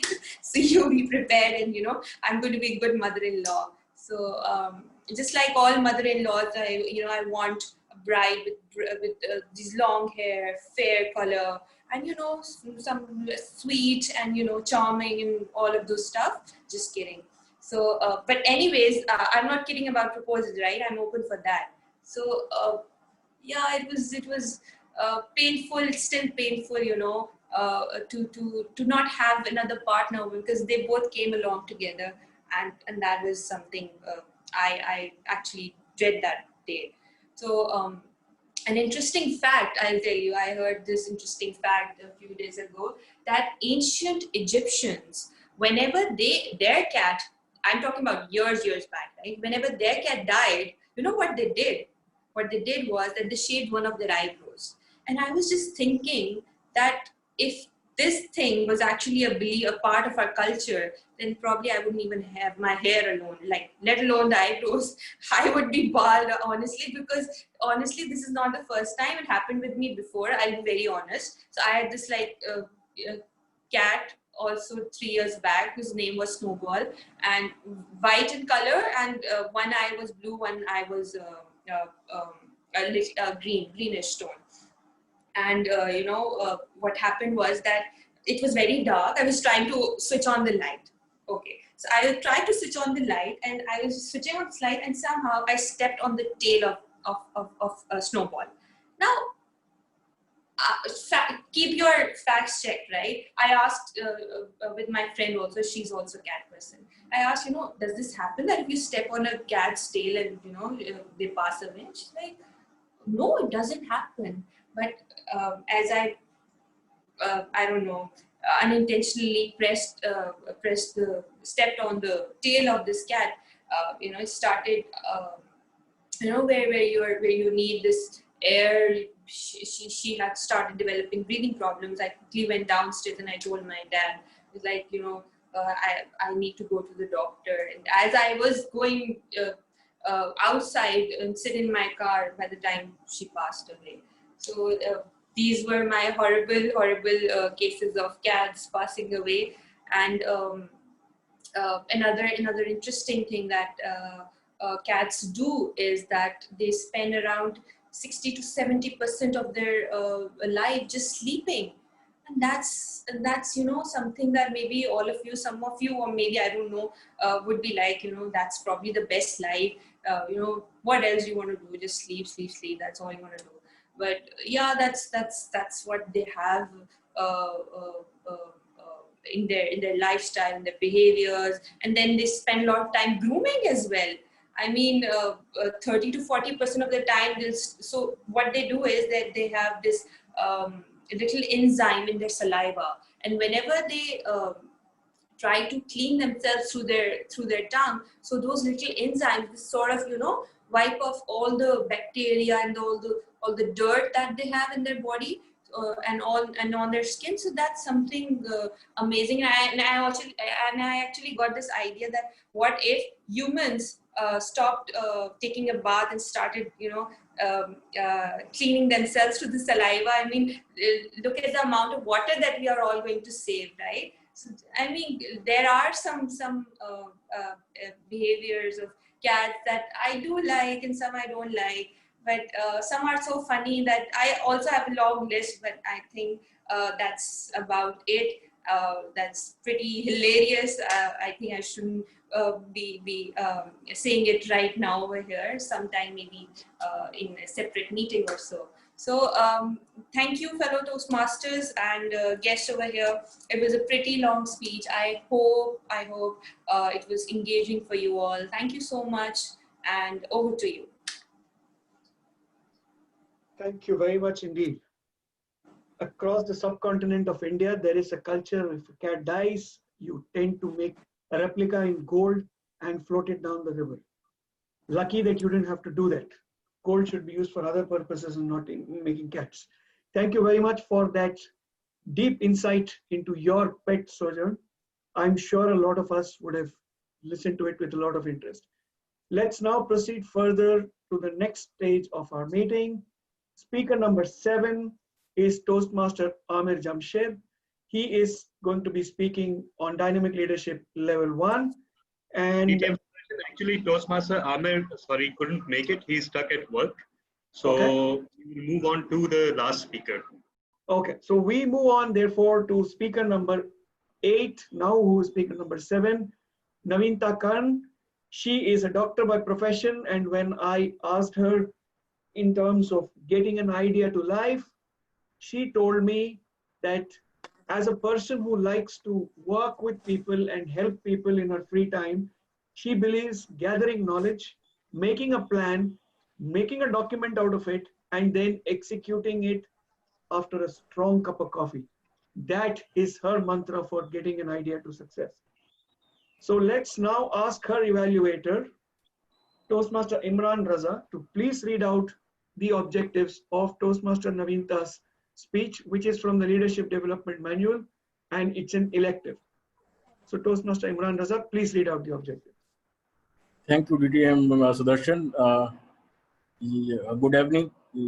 Good evening, everyone. I will be evaluating TM Naveenta today. She is one of the amazing speaker of KTC. The purpose of the project is for the member to practice delivering social speeches. Her speech length is 3 to 4 minutes. Her speech title is Imperfectly Perfect. Over to you, TM Naveenta. Good luck. Thank you. So I think this is the social culture here. If we have to give any social speech in the gathering, rather than giving a toast. So good evening, fellow Toastmasters and dear guests. We all have... Excuse me, Toastmaster Naveenta, sorry to interrupt. I think your screen is in the wrong orientation. Can everyone else see it also? No, it's the same. You're right, DTM Talha. I think you'll have to turn your phone or the camera that you're using. Okay, wait. I'll connect again, I guess. Sure. No need to connect again. No need to connect. Just tilt your camera once and shift it back. Yes, you're okay now.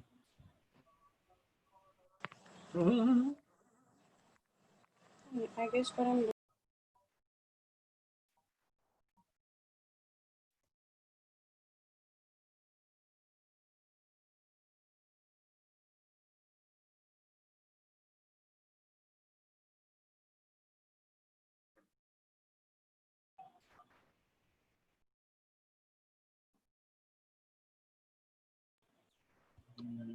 I can't hear her.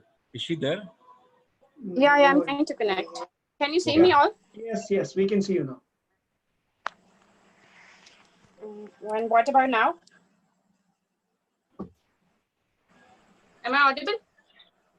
Well, you were in the right orientation previously, but then you did something, and again you are.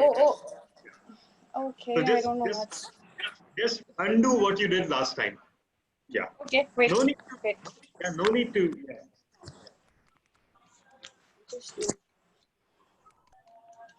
I think your phone is overriding your instructions for portrait or landscape orientation.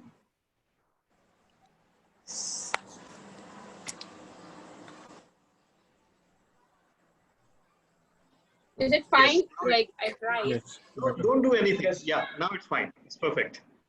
I'm trying to set it, but it would be like this. Yeah, it's better. Yeah, it's better than being like. I don't... So I don't know what's happening. Let me keep it here. Can you see me? Yes. Yes. Okay. Your duration is 3 to 4 minutes, right? Thank you. So I think this is the normal culture here in Pakistan, that if we have to greet someone or if we have to say something in between a meeting, then that's how we get the attention of the people rather than giving a toast like this. So good evening, fellow Toastmasters and dear guests. So we all are perfect or imperfect, maybe imperfectly perfect. So how do we gain attention? How, whether pretending to be perfect or to amend the flaws, or in how we deal with our imperfections. A very dear Toastmasters I know who is beyond perfect, and I have seen her taking challenges and passing on to that. She's not afraid to be herself. Today, I would like to tell you few of my inspiration, what I liked about her, and she's none other than Toastmaster Hiba Rais. Very first time when I came to KTC, I was quite shy and I was sitting at a side, and she came to me and she was like, "Hello, my name is Hiba, and how are you? What do you do?" And she started talking continuously, and I was like, I don't talk to anyone like that, like so continuously and so frequently. And she was like, "What you do, what you don't do." I was like, "Okay, fine." And then she went to the in the front and started speaking. She had a paper in her hand. I thought it like everybody does it like that, and she has a paper in her hand. But in the next meeting, I saw her without paper, and she was very confident. I as a guest or as a member, I was so much inspired by her that in few meetings she has transformed herself a lot. And she's the only one I found like very easy to talk. If she's in contact with everyone, not every member in the meeting is very comfortable, much comfortable with each other. Like nobody calls as such, nobody asks as such compared to the Hiba. I guess she's in contact with everyone. She's so humble, so sweet inside. She's very helping as well, like and more useful as she think of herself, because every time as a sergeant of arms, she came to our table to receive money. And for that, you need to be very down to earth. And humbly, she asked everything, whether it's a Toastmaster meeting or any other meeting or any social plans to go out, she always calls and asks about the things. So I think that she has inspired me a lot in terms of being yourself, not being shy of what you're doing and what people think about you. And that's the best thing one can ever learn from you. So the main thing I really liked about her is that everybody knows that she is not that much perfect in her speaking, but she tries to make improvement day by day, and she has given me so much confidence that when she can do, everyone can do. So thank you, Toastmaster of the evening, for having me here, and very good luck and all the best to Toastmaster Hiba Reis for her future endeavors. Thank you. Thank you very much. I think we all deserve a friend like Toastmaster Hiba Reis. I wish I also had somebody in my club who does that for me. Of course, I do have that person, and he's here in this meeting. Let's all welcome DTM Amjad Ali, my brother, who is here also to help me navigate through this meeting. So with that, we have come to the end of the prepared speeches section.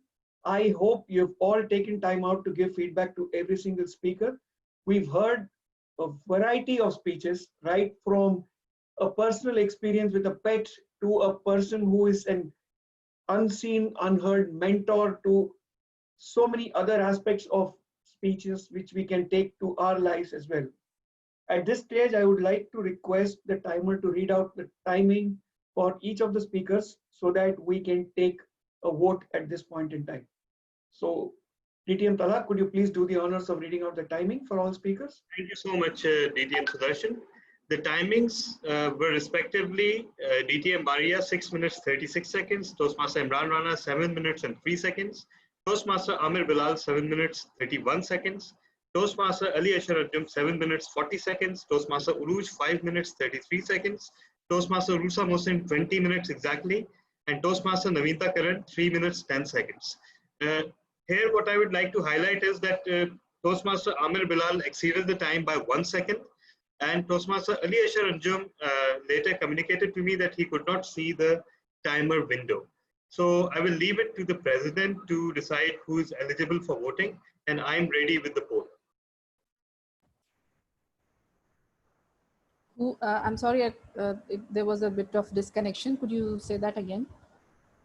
So all the speakers have qualified except for Toastmaster Ali Ashar Anjum, who says that he could not see the timing window, and that's why he could not regulate his timing. And Toastmaster Amir Bilal went over time by 1 second only. So what do you say? Toastmaster Ali Ashar, his timing is? He is 10 seconds over time. 7:41, right? 7:41. Yeah, I think that would be a disqualification for Toastmaster Ali Ashar.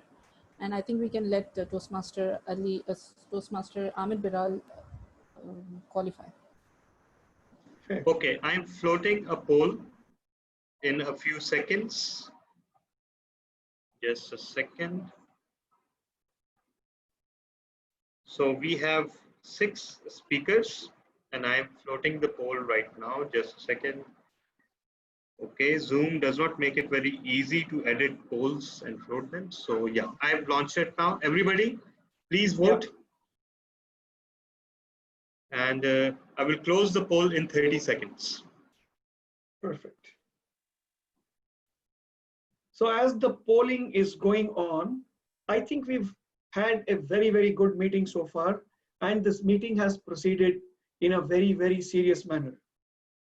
We now should break this monotony, and to do that, I'm going to call upon someone who's going to come and regale us with some joke or some limerick or anything that will put a smile on all our faces.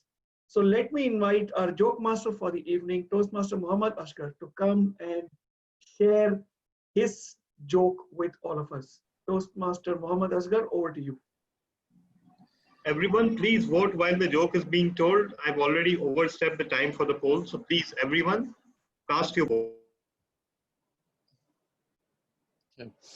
Thank you, DTM Sudarshan.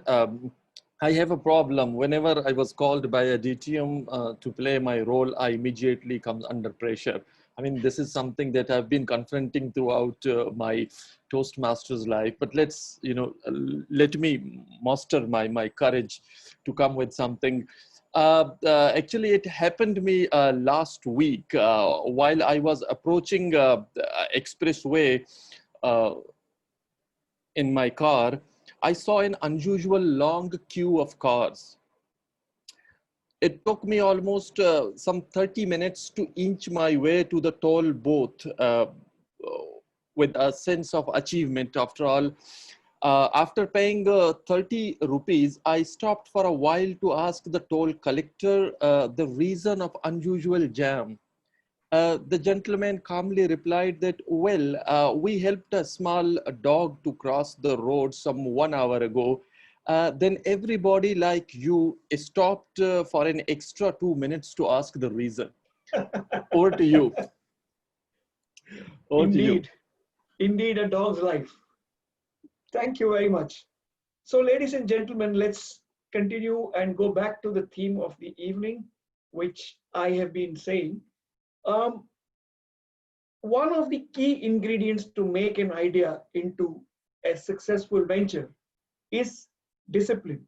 And when I talk about discipline, the only example that comes to mind, and I'm sure all of you will relate to that name when I take it, the name is that of Sachin Tendulkar. Sachin Tendulkar, the great Indian cricketer. I remember this particular incident being recounted by one great commentator from India. He happened to see Sachin on the last day of his career, the India World Cup match against Sri Lanka. And that morning at 8 a.m., Sachin was in the middle practicing. And the commentator went up to him and asked him, "Sir, you have retired.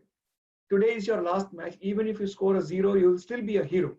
Why do you want to practice today?" His answer was, "My coach taught me when I was a young kid that unless I do the same things that I do every day, I will not be able to do things differently on any day."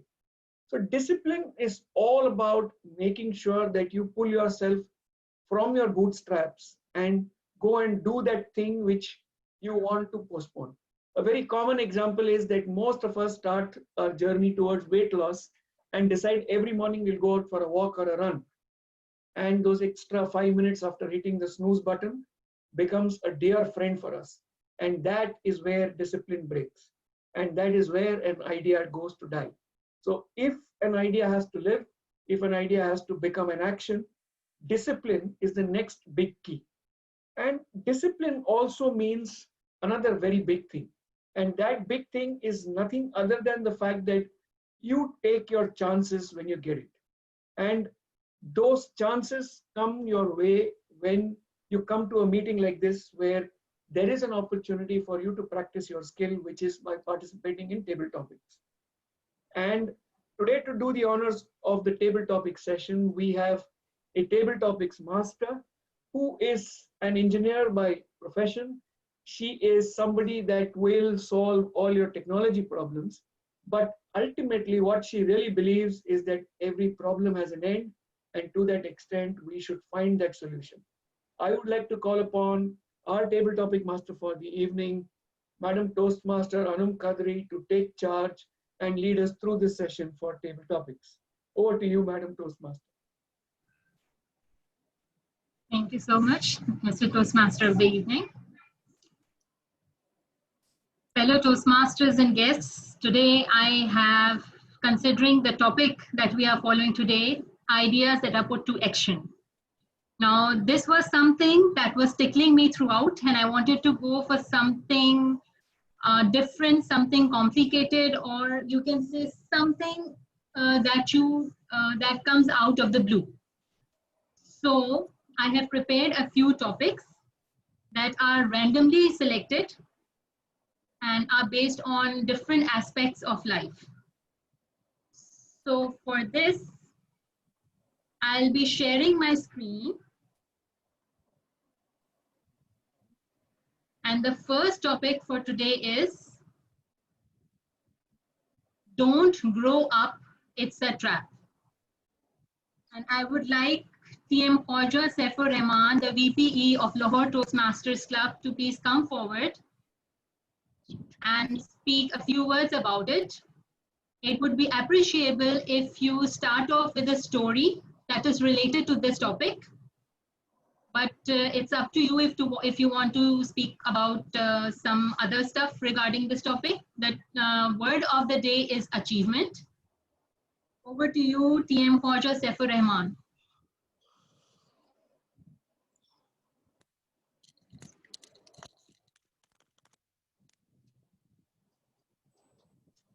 Am I audible? Yes. Thank you very much, Anum Qadri, for this opportunity. Achievement, the word of the day. And then not to grow up. In our society, it is an achievement to grow up. Somebody who passes the exams, who skips the classes, or a child who starts to learn something, we start saying, oh, it's such an achievement. He's growing up so fast. And then we relate that growing up, that achievement, to some sense of not being childish or losing the sense of the inner child we have. So we need to redefine. We need to redefine what we see achievement as, what we see growing up as. Growing up does not necessitate that we don't laugh, that we don't have fun, that we don't share our mishaps. But then there are things in life we need to take seriously. So there needs to be a difference we need to keep between being disciplined, having our limits set, and then not to lose the inner child we have. I had a complication in my childhood, some hearing. So I was always trying to do something beyond myself to prove others myself to others. And then my very loving great sister, she helped me to bring back the inner child I had, to sing and to dance and to love the life and to take the support I always need. Thank you very much, and let's all support each other to not grow up too much. Thank you very much. Thank you so much, TM Khuwaja. Now the next topic, for the next topic, I'll be choosing guest Ayesha. I'm going to share the screen. Whatever you see on the screen, that first thing that comes into your mind or the idea about any story or anything related to that picture. So the picture for you is this. Guest Ayesha, please view the picture and whatever comes into your mind, please put it into action, put those ideas into action. The word of the day is achievement. Okay. So this is probably the best sitcom of Pakistani TV industry, which is actually now underrated and previously it was overrated. Everyone from adults to children enjoy this sitcom, but what we do actually, we just disrespect the characters. We deny that they make us laugh. If we want to give example of something that's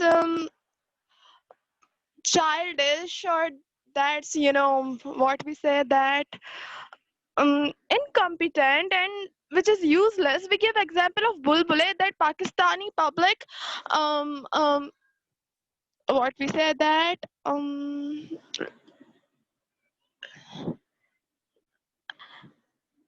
that understanding level is of Bulbule.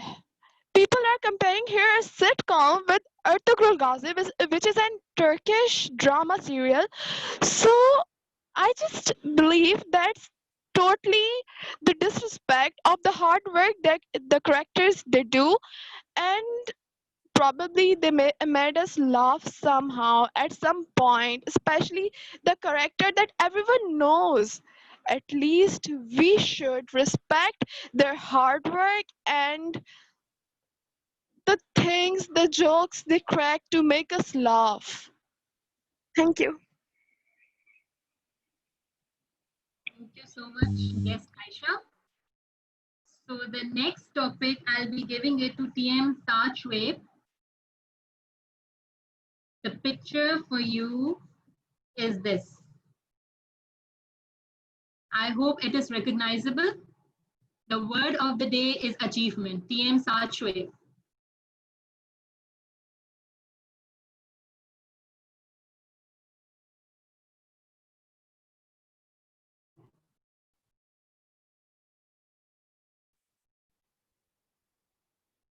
TM Saad, we can't hear you.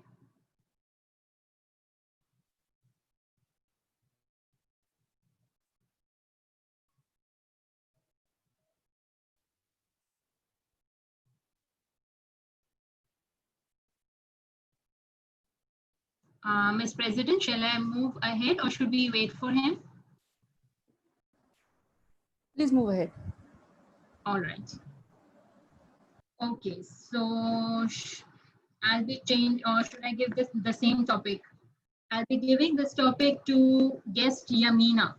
Yes, Yamina, are you there with us? Yes, I am. Okay, thank you so much. Over to you. Word of the day is achievement.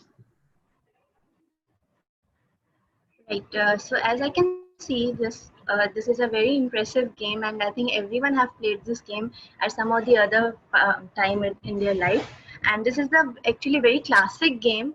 I remember that this game has achieved so much now that it's in color form, because when we used to play, it was in black and white color, and it was in the first, I think, the Nokia mobile phone. So it has achieved a long way from that phone to up till our smartphones, and this is probably one of the most I think everyone's loved game over here, uh, which we actually like to achieve the highest score in this game. But unfortunately, some or the other way, we always um, you can say that we always this snake actually eats itself, and we don't achieve that higher grade that we want to. So yeah, I think that's the only thing I can think of right now.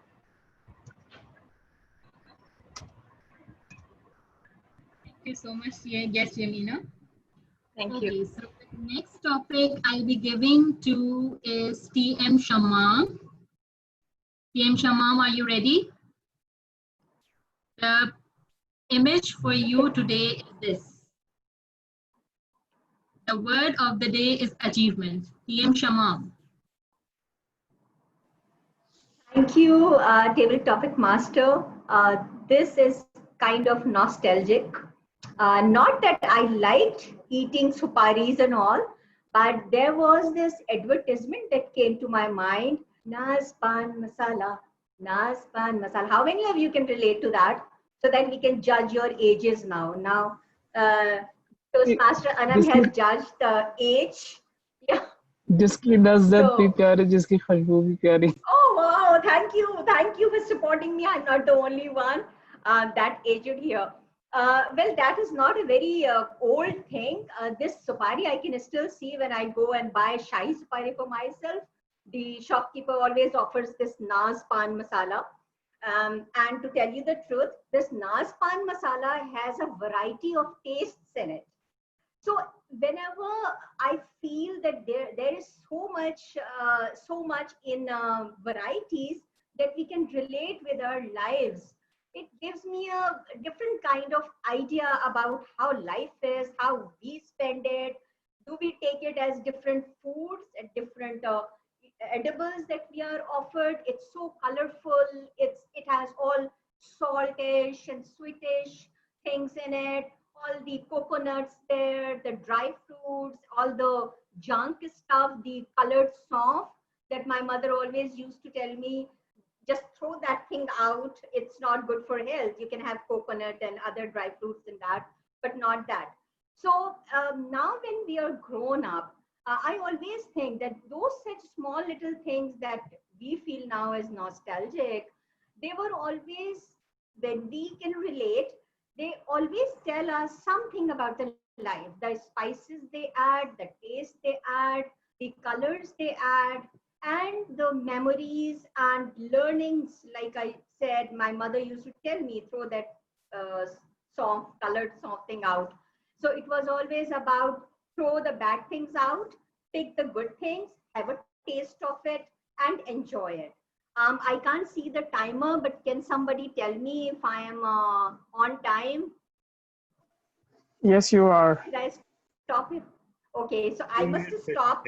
But whenever you get a chance to get this Nas Pan Masala, do take it, open it, and try relating it with your life. Over to you, Toastmaster Anum.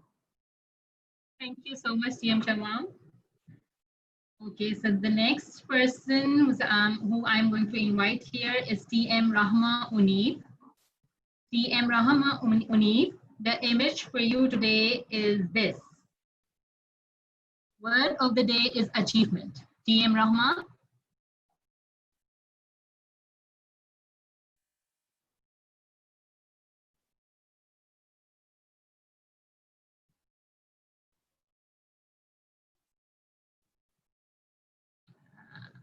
Is she there or she left? You can move on to the next one. Okay. Okay, so I'll be calling in guest Anusha if you are there. Guest Anusha.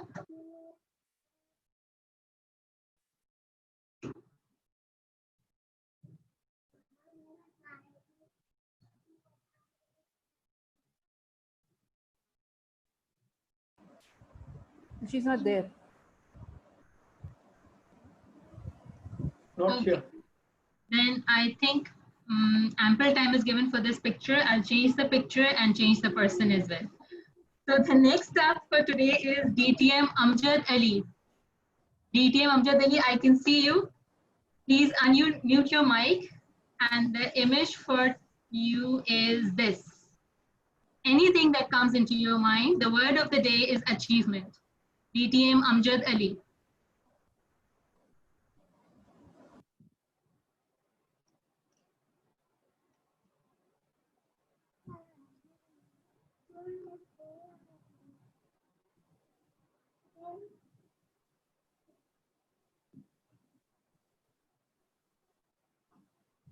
I think he's not around.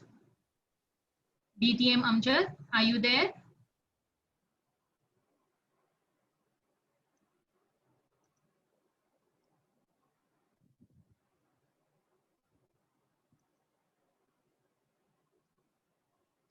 Okay, that means I'll be moving on to TM Najam Rizvi. TM Najam, are you there with us? For the same picture.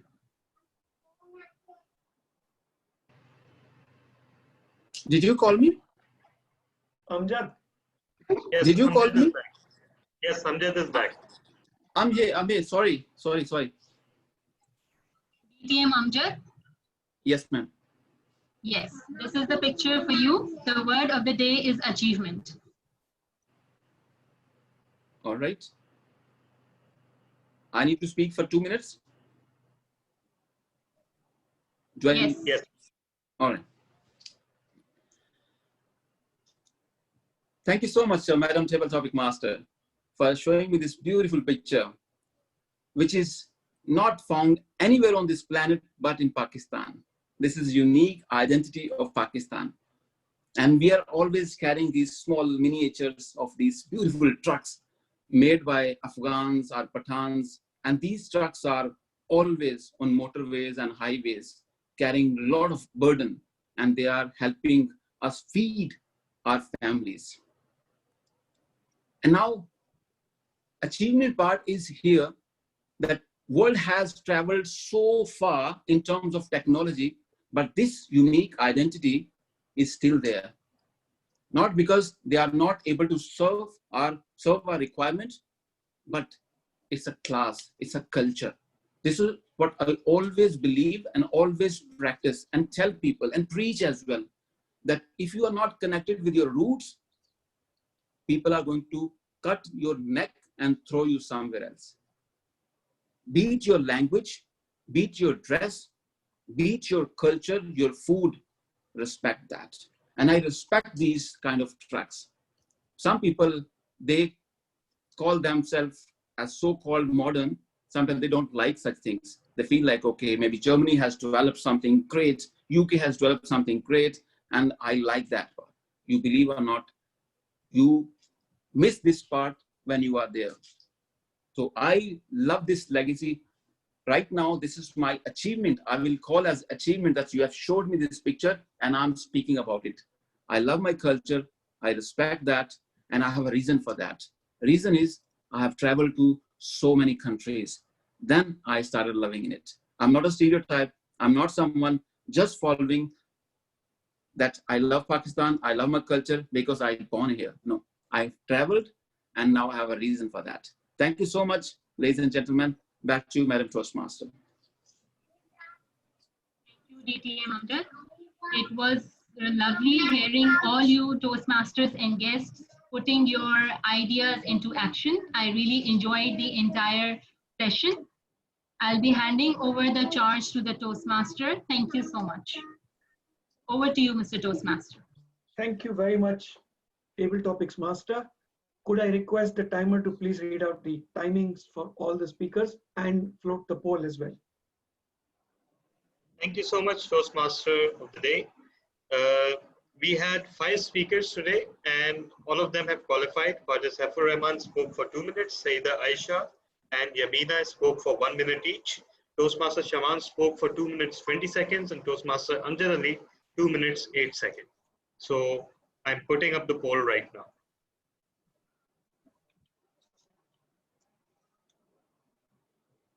Just give me a few seconds to save it.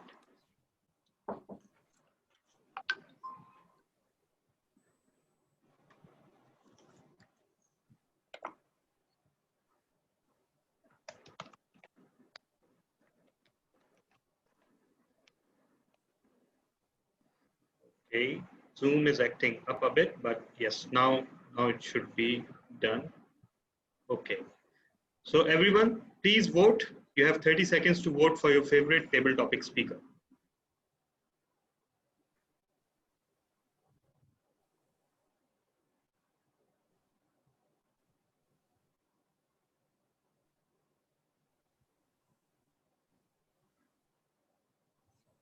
You have 13 out of 21 votes, everyone. Please cast your vote quickly.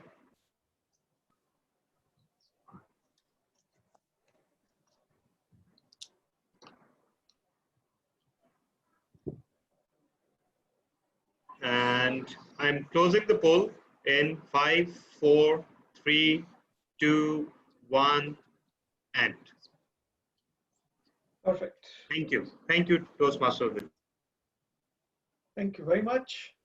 And let's now continue with our theme and our meeting.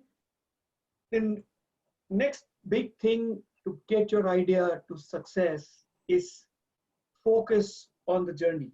Many a number of times what most of us do and most of us are guilty of, especially me when I do long distance running, I start thinking about the 10th kilometer and the 20th and the 30th when you're on the 4th or the 5th kilometer. And that creates undue, unnecessary pressure. It is the process which takes you to the distance and not the destination itself. And in our Toastmastering journeys, that is exactly what we all do. We learn by being in the program and by being a part of the journey, because this journey takes us to a lot of different places and does a lot of different things for us. In this process, our journey becomes a little more fruitful when we start getting feedback. And this feedback becomes an ammunition or a tool for us to take the next step in our journey.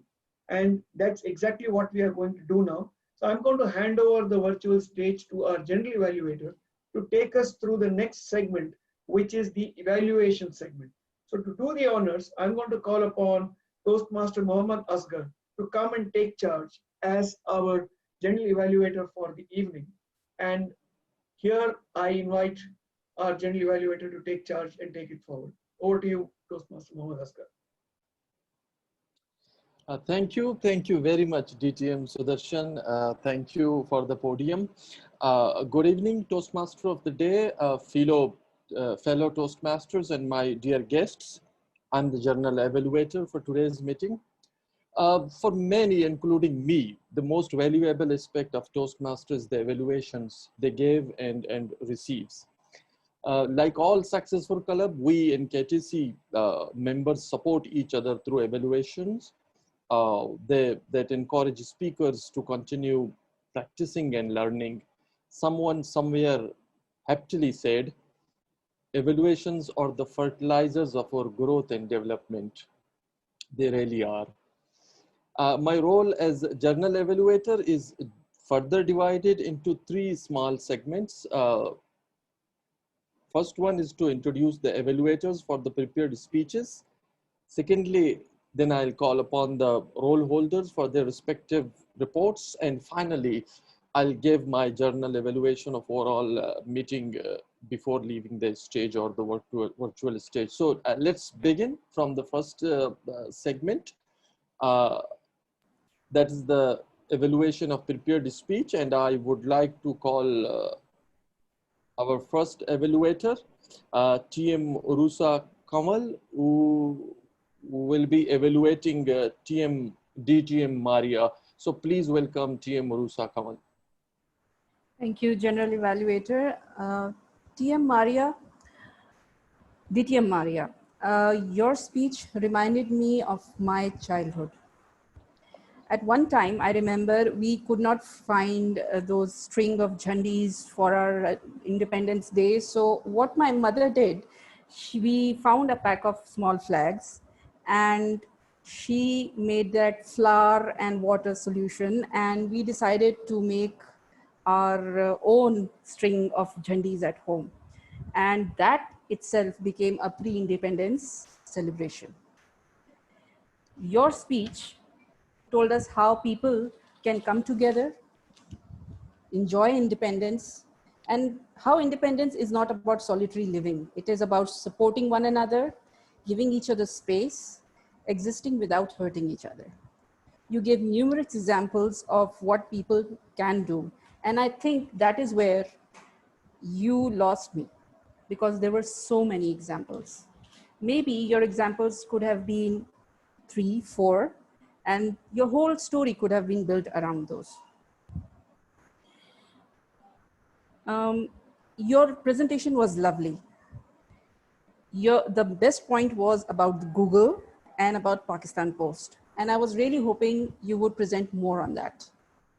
Again, I would say that you are a DTM and maybe a little rusty, but still, I think any DTM is a perfect speaker and you can speak from memory. So maybe notes are something that really need to go. You stood out in terms of narration and you can speak with very good conviction. So you can give a speech without stopping. In the end, best of luck with your next project, and I'm really look forward to hearing your speech. Over to you, General Evaluator. Thank you, Team Uroosa, for your evaluation. And now I would like to call the second evaluator. That will be TM Majid Akhtar. TM Majid Akhtar will be evaluating TM Imran Rana. TM Majid, are you there? Yes, he is there and he's looking. Yeah, I'm here, but am I audible? Yes. Can you hear me? All right, excellent, because today somehow this mic thing is not working very properly. Anyways, TM Imran Rana, it's good to be back to Toastmasters platform after a very long time, and it's very nice to, listen to the speech of TM Imran Rana, because, the ex-president, the gentleman who led the show, and now the gentleman is actually becoming the soldier, and he is actually taking part in the speeches. I was so astonished, I was actually so surprised to see a change in Imran Rana today, because Imran Rana, when he was president, he was very careful and he was very responsible person. He used to take a lot of pauses. He used to be very thinky. But today, that Imran Rana, when he was working as a soldier, so he was not thinky at all. He was there to just kill everybody, whoever was coming as an enemy. So he was very, very flawless. He spoke very, very amazingly well. I was amazed, I swear. I was actually wondering if I, could, at times I thought that, I would love to speak like Imran Rana, I mean, you're very, very creative. You started as per books. The book says that, the good speaker always grabs the attention of audience right away. And you started with a question, and that was a perfect technique to grab everybody's attention right away. And your story was marvelous. You told a story about your child and the way the inquisitive child was, bothering you again and again by asking so many questions. But as a parent, as a father, you were so persistent, you were so patient, and you were trying to respond to the questions your child was asking. And today I saw, surprisingly, the way you were very, very creative with words as well. Because again, when you were there as a captain, you were very, very, at times you used to think a lot. But today you were very, very, very fluent. You brought in so many words which I never heard before from your mouth. So it was very nice to hear. Very nice speech from you. Your transition, I actually witnessed rather a very smooth transition from the beginning of a speech to the mid part to the end part. It was a sort of a speech which can easily be called a role model speech for so many new Toastmasters who would like to learn exactly how the speeches should be delivered. So overall, to TM Imran Rana, the speech was very, very nice. Transitions were amazing. You excelled at powerfully presenting yourself. You may want to work on a little bit of stage movement because your delivery part was perfect, but the stage movement probably, if could brought in, then you are going to become more, more appropriate. So to challenge yourself, next time make use of a stage movement as well. Overall, great project. Congratulations. Back to the journal evaluator. Thank you, Majid Akhtar. I totally agree with you that today Imran Rana, just did rather excellently while he was confronting the innocent questions. Even these questions would have put the Stephen Hawking into an embarrassing position. Let's come to the third speaker. Our third speaker today was Amir Bilal, and Amir Bilal is going to be evaluated by TM Heba Rais Khan. Team Heba, are you there? Yes. Yes. Is my voice audible? Yes. Okay. TM Amir Bilal, I liked the topic that you spoke about because smile is something which we should have on our face every time we greet each other in Toastmasters and each other in daily life. And a smile is something which is important in today's life because we are all leading hectic and busy lives. And a smile brings a certain sense of positivity and relief to the person we are speaking to. Okay, smile is something, like I said, is an essential component of our life, and with a smile, we bring a pleasantness and positivity to our faces. And always having a smile and a cheerful personality makes one approachable to others, especially in this not so stable and negative world. Okay, the positive aspects that you had in your speech were, am I audible? I hope. Yes, go ahead. You had good clarity in your speech and you were completely audible during the time you spoke, except for that echo part, because I thought in the conference room was too large and your voice was echoing a bit too much. Apart from that, I could hear what you were saying. You had good eye contact and were constantly looking at the camera. And I also thought that you had good gestures during the time you spoke, and those gestures helped you to explain yourself, express yourself more properly during the time you spoke. And also the audience were well aware about what you were speaking and were engaged in it. and you were comfortable, and during the time and I could detect no signs of hesitantness, nervousness, and this your speech was well constructed, and with good pictures you were able to express yourself properly, and also were able to engage the audience with what you spoke about, and you were also able to share some aspect of your communication style and the impact of it had on yourself. And there were just a couple of gray areas that I found in your speech. The first one was that you lack vocal variety, and with correct inculcating vocal variety in your speech, you could have made it a bit more better. And the echo part was a bit disturbing for me, so please next time try to avoid that. Next time try to deliver your speech in a closed room. And in the end, I would say that you are a good speaker, and with the improvements I've highlighted, please correct them and you'll become a better speaker in the near future. Thank you. Thank you, Eva Rahis, for your evaluation. Our next speaker was Ali Anjum Ashar, and Ali Anjum Ashar is going to be evaluated by TM Mohammed Baqar. Mohammed Baqar, are you there? Hi. Let me wait for 3 seconds. Yes, you are there. Please go ahead with your evaluation.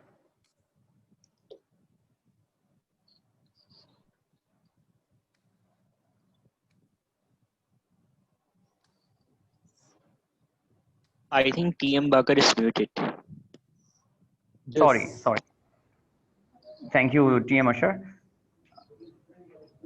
TM Ashar delivered his second project of level 2 of the pathway dynamic leadership, and his title of his speech was Mantra from the Mentor. So he started his speech with great energy, showing his non-verbal clues and hand positions and gestures. During his speech, he showed his open arms, showing his cooperativeness, openness, and clarity. He also referred a stanza during his speech in which he has used the powerful lines to enhance the importance of communication. The most importantly, he also covered each and every aspect of his project, including different communication styles in a very poetic way, and also the impact of his own style, which is, he told that, which is supportive style. The most lovely line in his stanza was, the flexible style can reach the peak. So he just multiplied the, after saying this line, the importance and the usage of active communication style has been highlighted. During his speech, he used vocal variety, especially when he recited those stanzas, including an open gestures.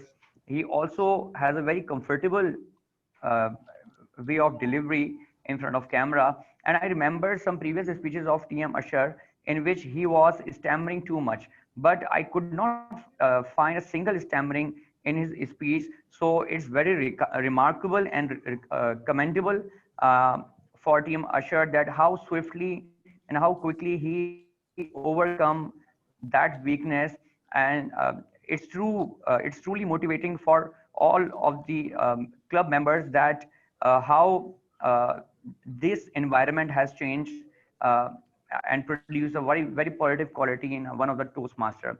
The only improvement area I could found is regarding his facial expression. So TM Ashar, you need to work on your facial expression when you say something, or when you just initiate your speech. You should start your speech with a very very subtle smile to engage your audience, and to to emit positive energy. In the same way, during the intonations and during using the vocal variety, your face is just flat, and the expression and emotions are not coming out from your face. You have very good usage of your hand gestures.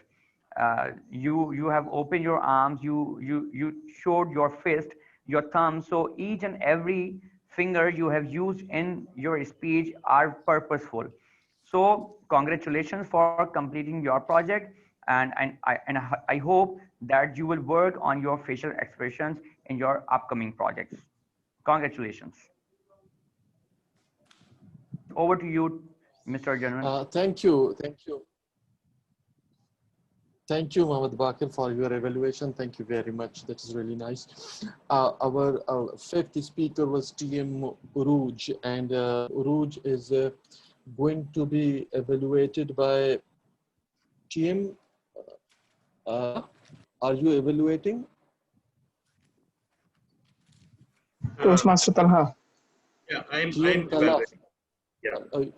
DTM Talha, okay, DTM Talha, please go ahead with the evaluation of the speech delivered by TM Urooj.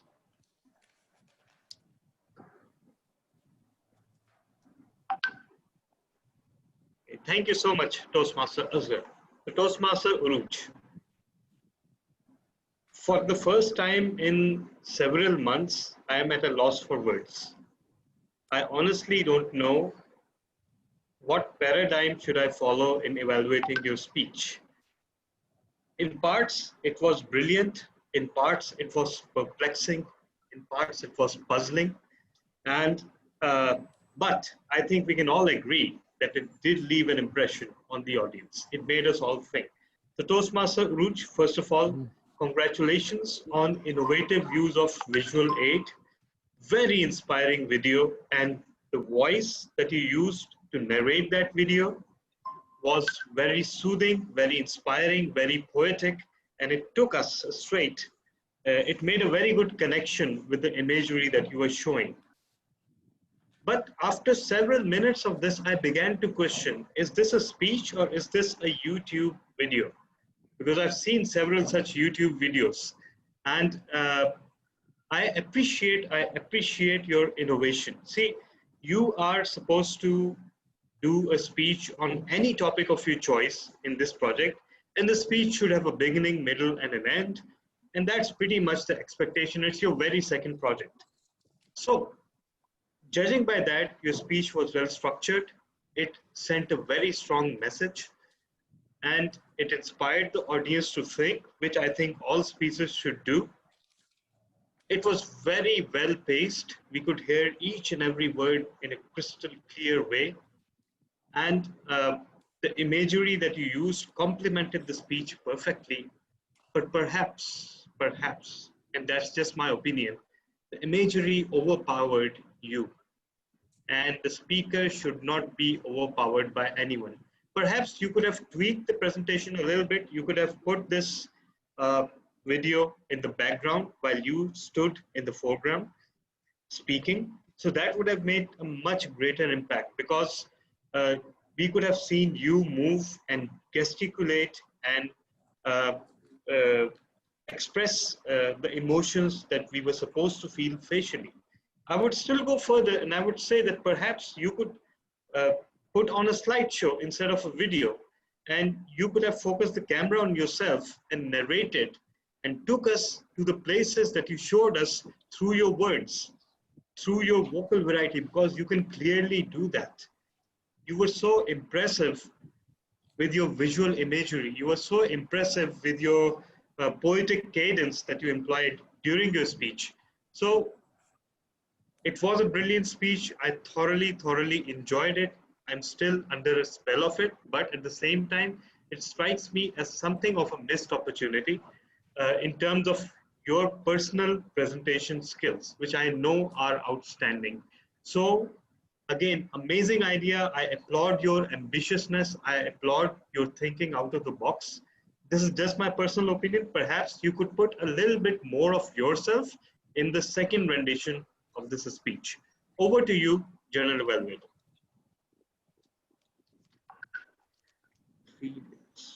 Thank you for your effective evaluation. Now we have reached in our last speaker. Our last speaker was it's the second last. In fact, TM Uroosa Mohsin. TM Uroosa Mohsin will be evaluated by TM Najam Rizvi. TM Najam, please welcome TM Najam.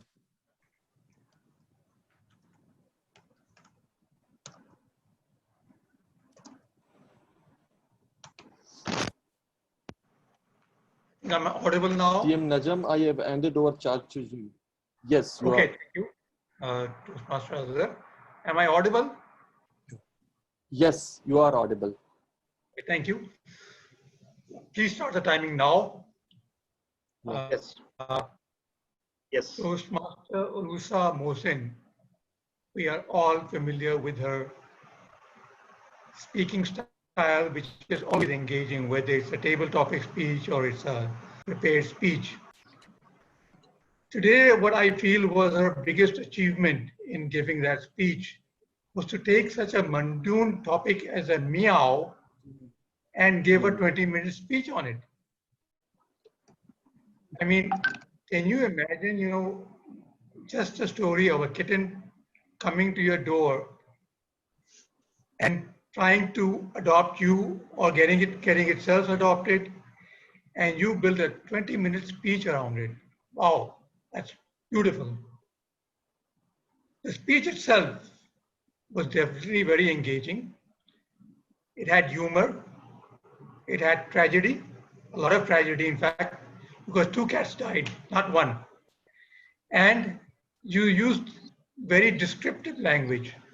We could almost see you arguing with the who had kept a cat while you were away in Lahore. You vividly described the colors of the cat and how, when it got sick, how it felt, how you took it repeatedly to the vet. So it was a wonderful speech, or at least until you came to the part where you started describing the habits of cats. So that, I thought, was somewhat of an anticlimax. If you had just concluded or built the speech for 20 minutes around the story of adopting the cat and how your own cat stories, and concluded with that, I thought that would be more,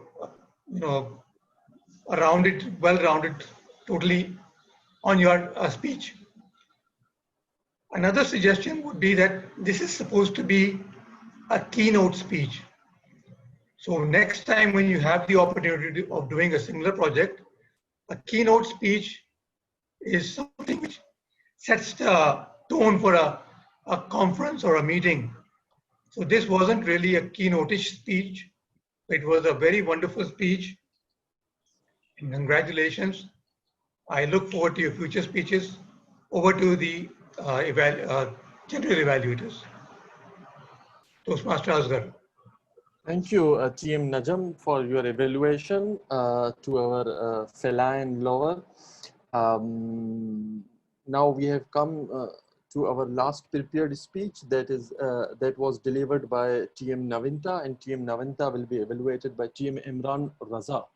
TM Imran, please, the stage is yours now. Thank you, TM Asghar. Today it was a wonderful meeting. DTM Sudarshan is a wonderful host, and I enjoy the meeting a lot. So, TM Naveenta, your speech title was Imperfect Perfect, and your project was regarding social speech. It was a little bit mess up with the camera, but nevertheless, the speech went overall well. You have chosen to do a social speech to honor an individual TM Hibba Rais, and you tell about your interaction during your early days at KTC, which reminded my early days of KTC, and you do it very well. Everyone at KTC knows her that how much efforts TM Hibba puts in delivering wonderful speeches. You started the speech very well and you grabbed audience attention. Your spoken language had clarity. Your vocal variety was also good. You had a good eye contact. Audience were quite aware of what you were talking about, and you appeared quite confident and you were fluent. However, a single improvement I noted from your speech was that the speech structure was missing. It should have proper body and conclusion, but nevertheless, the speech went overall very well. You can challenge yourself in using your hand gesture, and all in all, it was a very good speech. So, congratulations for completing your project. Over to you, General Evaluator, TM Asghar. Thank you, Team Imran Raza, for your evaluation. Now, this is the end from the prepared speeches. Now we have come to the evaluation of table topic speeches. Our table topic evaluator today is none other than DTM Samir. DTM Samir, podium is yours now. Thank you very much, Toastmaster of the evening. Today, the first topic was Don't Grow Up, It's a Trap. And we had Khuwaja Saif, Toastmaster Khuwaja Saif. He started off by saying, achievement, the word of the day. And I must say that he had very nice voice modulation and enunciation. One of the things is that he had nice gestures, but the gestures were the same. Like his hands would go out and go together hand in hand most of the times. So try to have slightly varied hand gestures that would act even more impact your speech. And I like the way he ended that grow up, but don't grow up too much. That was lovely. Then we had guest Ayesha, and she spoke about Bulbule. She spoke about how it was one of the best sitcoms. One of the things I would request is that please turn on your video because I couldn't see you, and that kind of I couldn't evaluate you fully. But your voice had very nice emotions. I mean, you could feel the emotions in your voice. They made us laugh. I mean, you could feel that. So I like the enunciation and the emotion in your voice. Then we had guest Yamina about the snake game, and she mentioned on how everybody played this game and it was black and white. Again, no video, so that kind of I couldn't evaluate you fully, but I felt that he spoke slightly quickly. So if you could just slow down, it would be lovely. Then we had Toastmaster Shamam, Nas Pan Masala. Okay, so I liked, she has lovely facial expressions. When she spoke about, well, this is nostalgia, the eyebrows went up. You could see the emotion on her face. And then I loved the way she sang the little jingle of Nas Pan Masala. I really got into it. And I think Toastmaster Imran too, because he joined in. And you had very nice gestures when you said taste, your hands went up for taste. And then you described the different dry fruit, coconut, dry fruit, and all. So it was lovely and it was indeed nostalgic.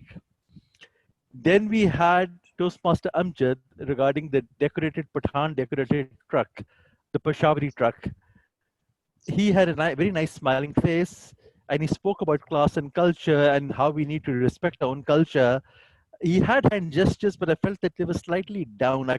If he had a bigger frame, I could see his hand gestures properly, but most of the time they were a little bit down. So slightly bigger frame would be good, but on the whole, very polished, very nice table topic. And I believe that's it. I'm at the end. Over to you. Thank you, table topic speaker. Thank you.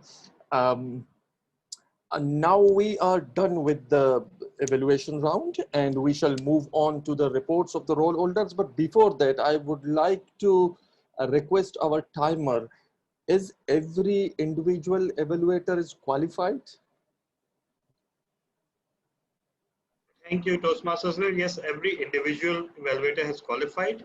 And if you permit, I can float the poll right now for voting. Yes, for 30 seconds. Yes, please go ahead. Okay. Just a second. And there you go. Everyone, please vote.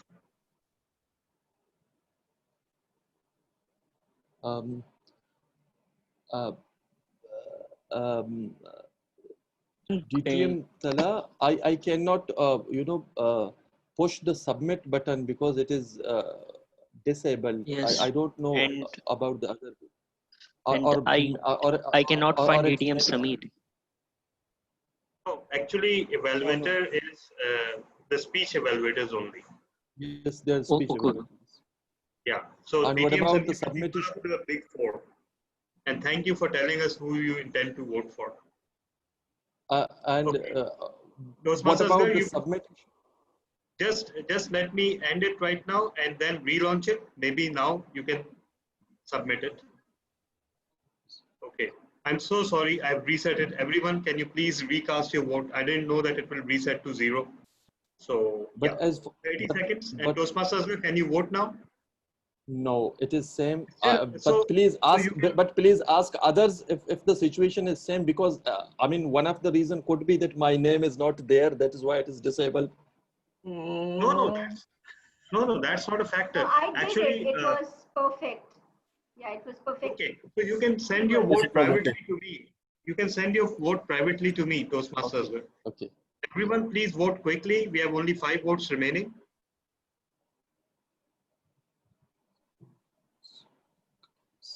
And 6 votes remaining. Everyone, please vote quickly. And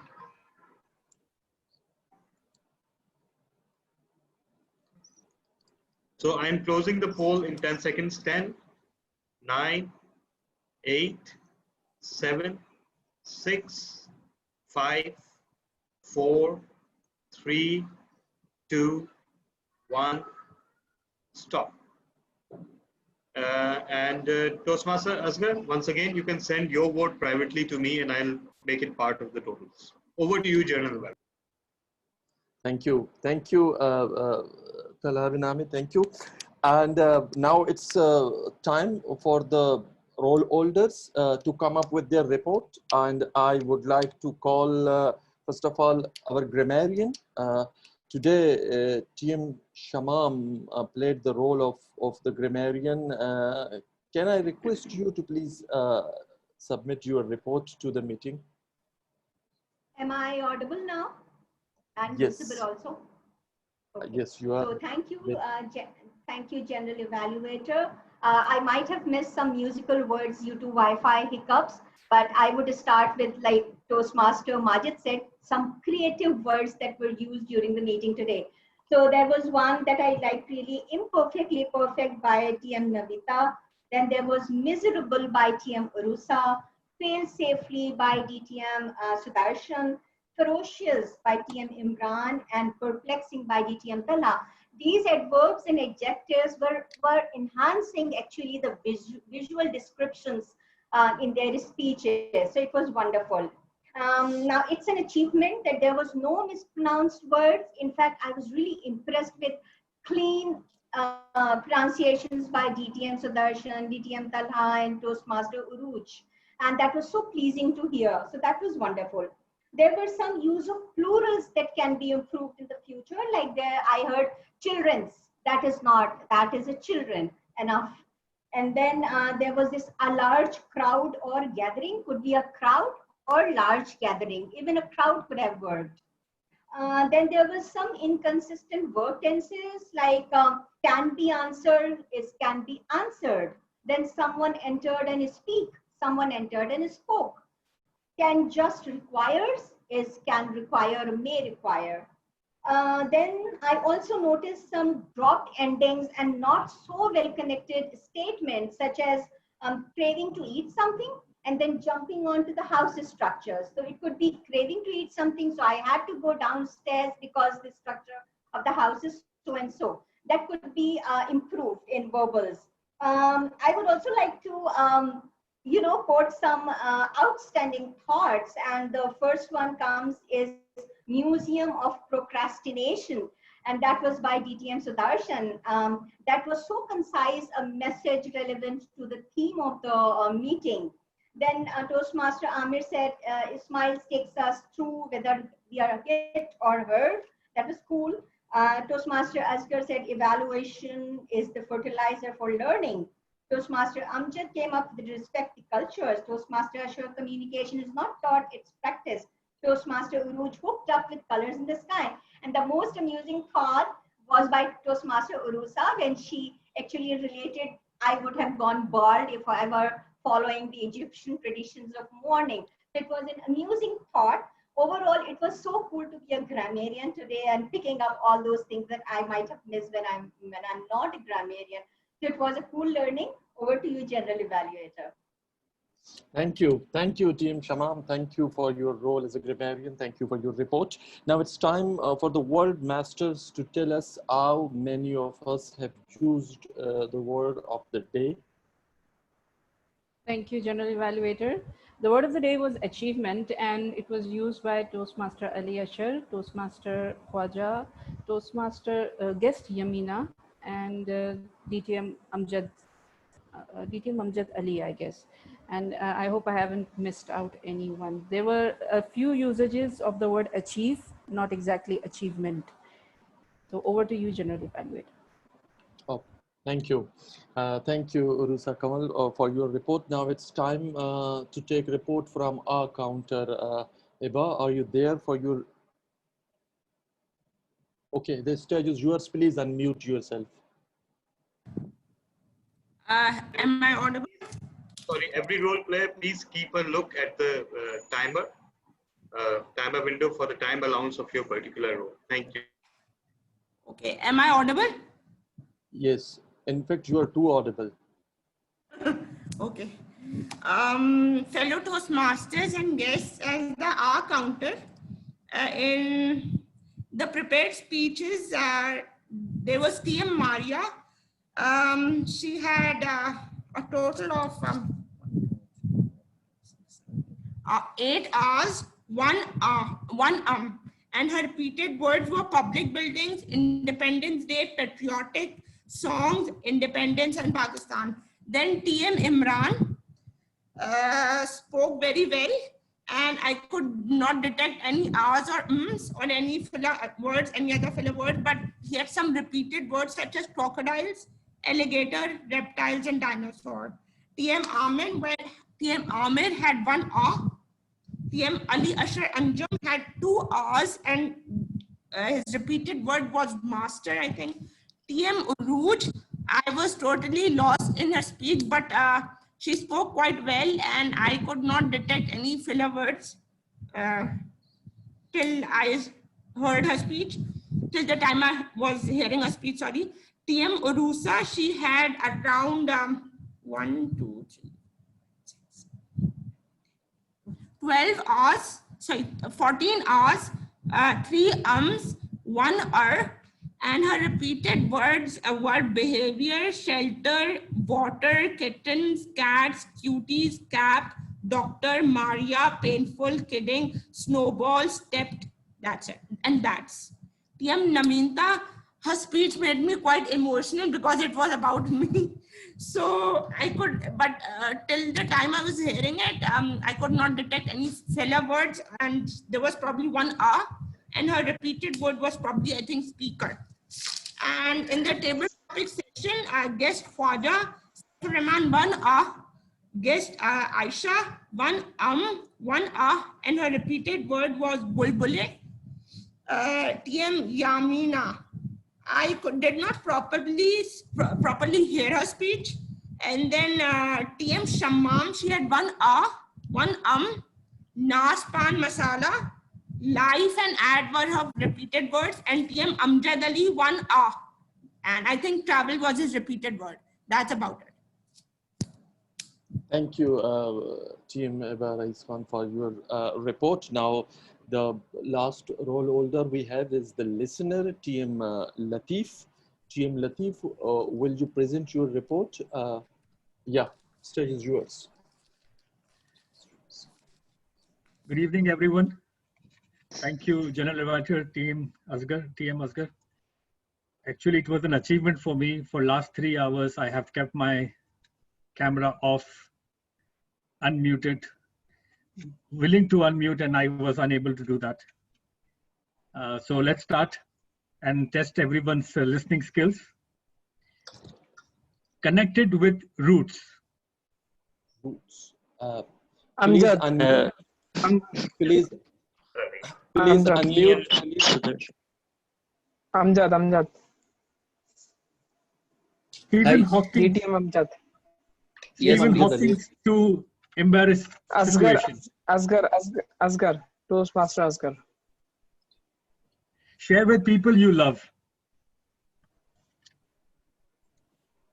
Sudarshan. No. Uroosa, Mohsin. Urooj. No. Urooj, yes. Urooj.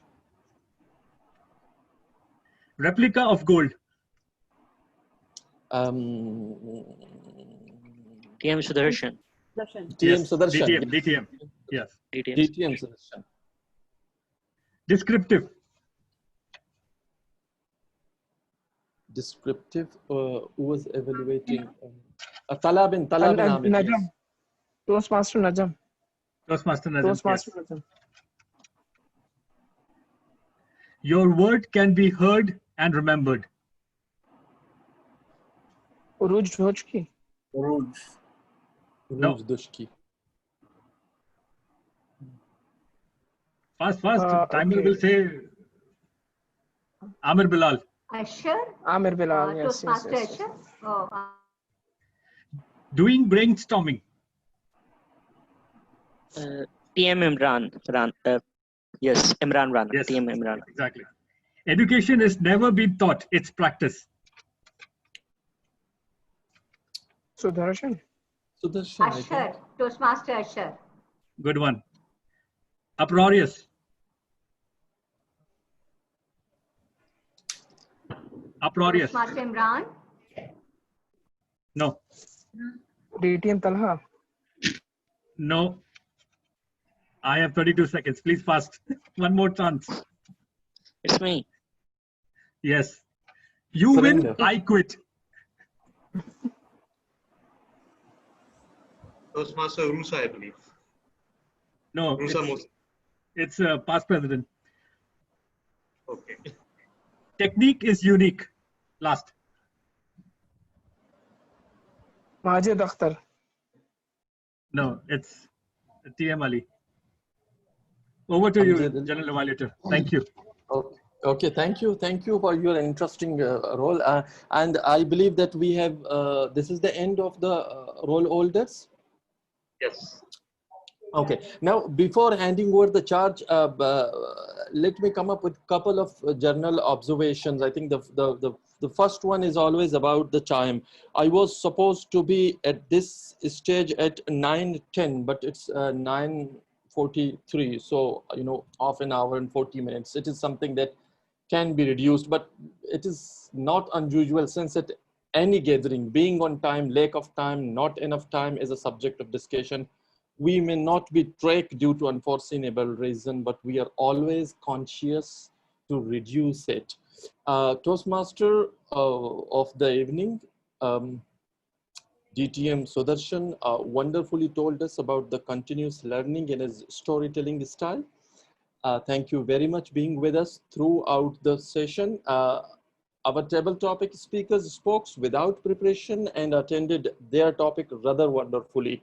Although TM Anum Qadri tried to trap them, bad luck for her. One of the things that I observe is I think we must actually seek the opinion of our guest. We usually do it because I always believe that they come up with fresh eyes and they can see what most of the time we can't.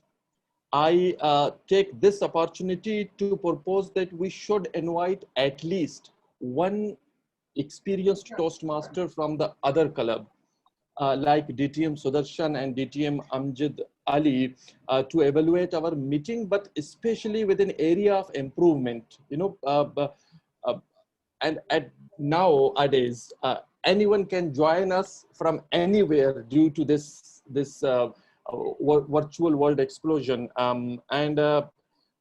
But one of the issue that I am afraid that sometimes they are too humble to mention the area of improvement. And that was a sort of a loss for us because we were not able to capture their frank and honest opinion when it comes to the improvement area.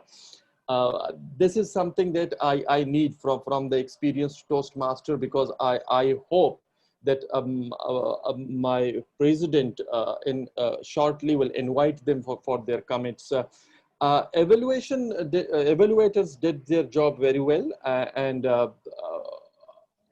overall the meeting was excellent, and the role holder submit their role with utmost interest and excitement. Before I hand over the meeting back to the Toastmaster of the evening, I just would like to remind you to vote for the big four. I think this is the time to remind you the big vote. And with this, I end my session because I am already late. So I should be the one to be the conscious about the time. Over to you, DTM Sudarshan. Thank you very much. That was a very precise evaluation, much like a surgeon would have performed. So before I conclude my session and hand the stage back to the president, I wanted to make a couple of other points. One of the big ingredients in making any idea succeed is the focus. Focus on the current moment, focus now, because ideas don't succeed in the past or in the future. Ideas succeed here and now. But you take all of what I've said all through the evening and put it to one corner, because there are three key ingredients which determine the success or failure of any idea. First one is your passion. Your passion overrides everything else. I'm sure a lot of you would have heard the term that talent is nothing if there is no temperament. And temperament is what you are made of. Temperament is what you do when nobody is looking. Temperament is what you are in your bathroom. And that is something that nobody else but your family can give you. So temperament is something that is critical for any idea to succeed. Next is values. In Toastmasters, we know that we follow a certain value system. If for the last 96 years, this organization has been standing and is growing, it's because of the value systems that Ralph C. Smedley had in him, which was respect, integrity, service, and excellence. That is something that you leave behind, just like a criminal always leaves behind his fingerprints on anything that he touches. We all leave behind our value systems and everything that we do. So today I performed the role of a Toastmaster of the evening. I brought with me my set of values, which includes, and I hope it makes sense, it includes the fact that if you start something, you finish it, irrespective of how long it takes. That is a value that I've been given, and that's what I bring. But last but not least, the most important is the fact that on the other side of fear lies the success of your idea. When we start with something, when an idea comes and is born in our mind, there are 100 people who are willing to say why your idea won't succeed. And you know which is the biggest stumbling block for our ideas? It's our own mind. Our monkey mind always gives us discouragement. And it's important that we challenge that monkey mind and come to a point where we say, we will stick by this. And on the other side of fear, as the ad goes, dar ke aage jeet hai. And that is exactly what it is. So if we look at life as a series of steps that we need to take without fear, with our value systems and with all the passion that we can muster, and we have the discipline to follow through every step of the way, I don't think any idea that we have will ever fail. With that, I conclude my session and hand the stage back over to Madam President to conclude the meeting. Over to you, Uroosa. Thank you so much, DTM Sudarshan. That was a really wonderful thought that you ended with. Now I would like to, like DTM Talha, to float the voting for the best Big Four.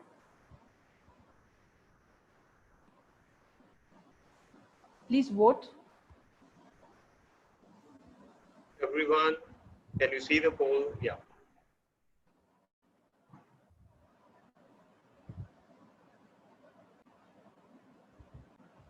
You're 16 seconds in and half of the votes have come in. While we are done doing the votes, I would like to take suggestions, comments from the guests. And let's start with our guest, Yamina.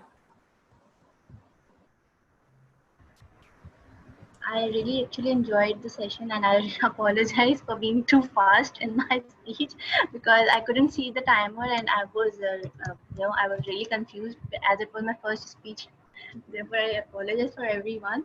I'll definitely be careful next time.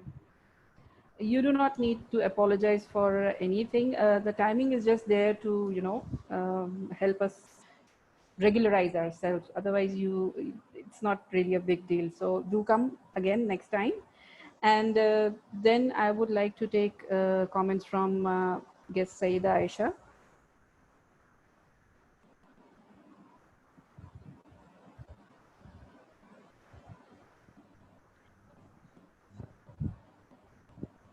Hello? Yes, I can hear you. Session was amazing. I really learned many things from you people, and I'm really thankful to you people for allowing me. And the thing that happened to me that I was told that I would get only 1 minute to speak, and I just thought only one topic would be given to everyone, and we have to proceed that topic further. So when suddenly Bulbule was given to me, I was surprised that what would I speak over Bulbule? I don't even watch it now, so it was very interesting, but I really enjoyed it, and I'm really looking forward to my next meeting, and hopefully I'll learn much from you. Well, we enjoyed your speech, and it was really a lovely speech. Thank you for attending today. And guest Kamal, can we hear from you?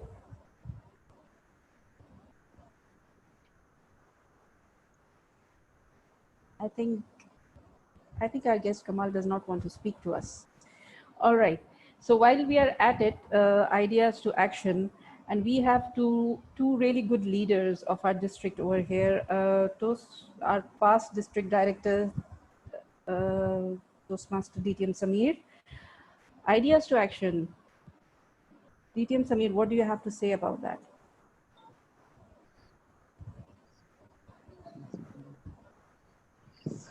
All right. Can you hear me properly? Yes. Ideas to action, meaning that in the club or generally? Generally, anything. Well, I think for me, the ideas to action is that how to lose some weight. And I've been thinking about that for the past 10 years. So there you have it.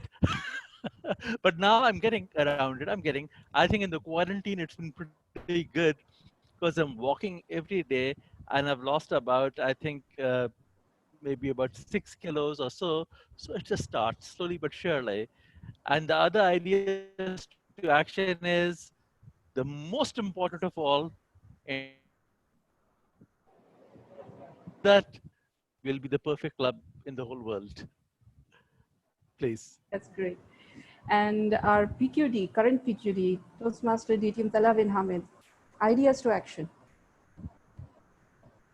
Well, some of the ideas to action, I would just say this though, that I went for VPE of this club because first of all, it was my beloved home club. And secondly, I wanted to put some ideas into action and then roll it out across the country after this success and tweaking them accordingly. So that is my strategy right before every one of you.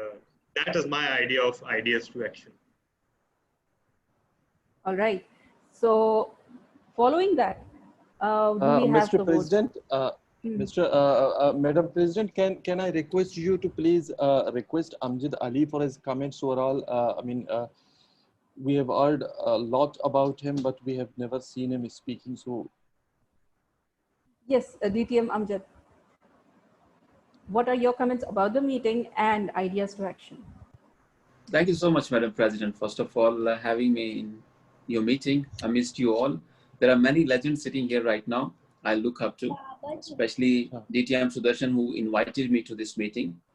Thank you so much, DTM Sudarshan. It's a treat listening to you as always. Thank you so much for that. And attending Karachi Toastmasters Club meeting is, again, it's a pleasant experience. Why I was discussing with our PK, respectable distinguished Toastmaster, that I'm very happy and delighted that Pakistan's Toastmaster journey is growing and seriously is shining. And we have two amazing leaders, Mr. Samir as well as Mr. Talha, and they are doing an amazing job. Thank you so much for that, for adding value in people's life of Pakistan.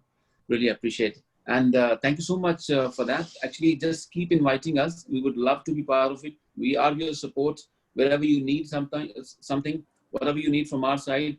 We have little experience like you, and we can contribute to your club and to District 122. Thank you so much. And regarding the idea, I always tell people it's not a specific one, but general one. Don't underestimate yourself. You don't know your power yet. Try it once, and you will see a magic in your life. Thank you so much for those lovely words, DTM Amjad.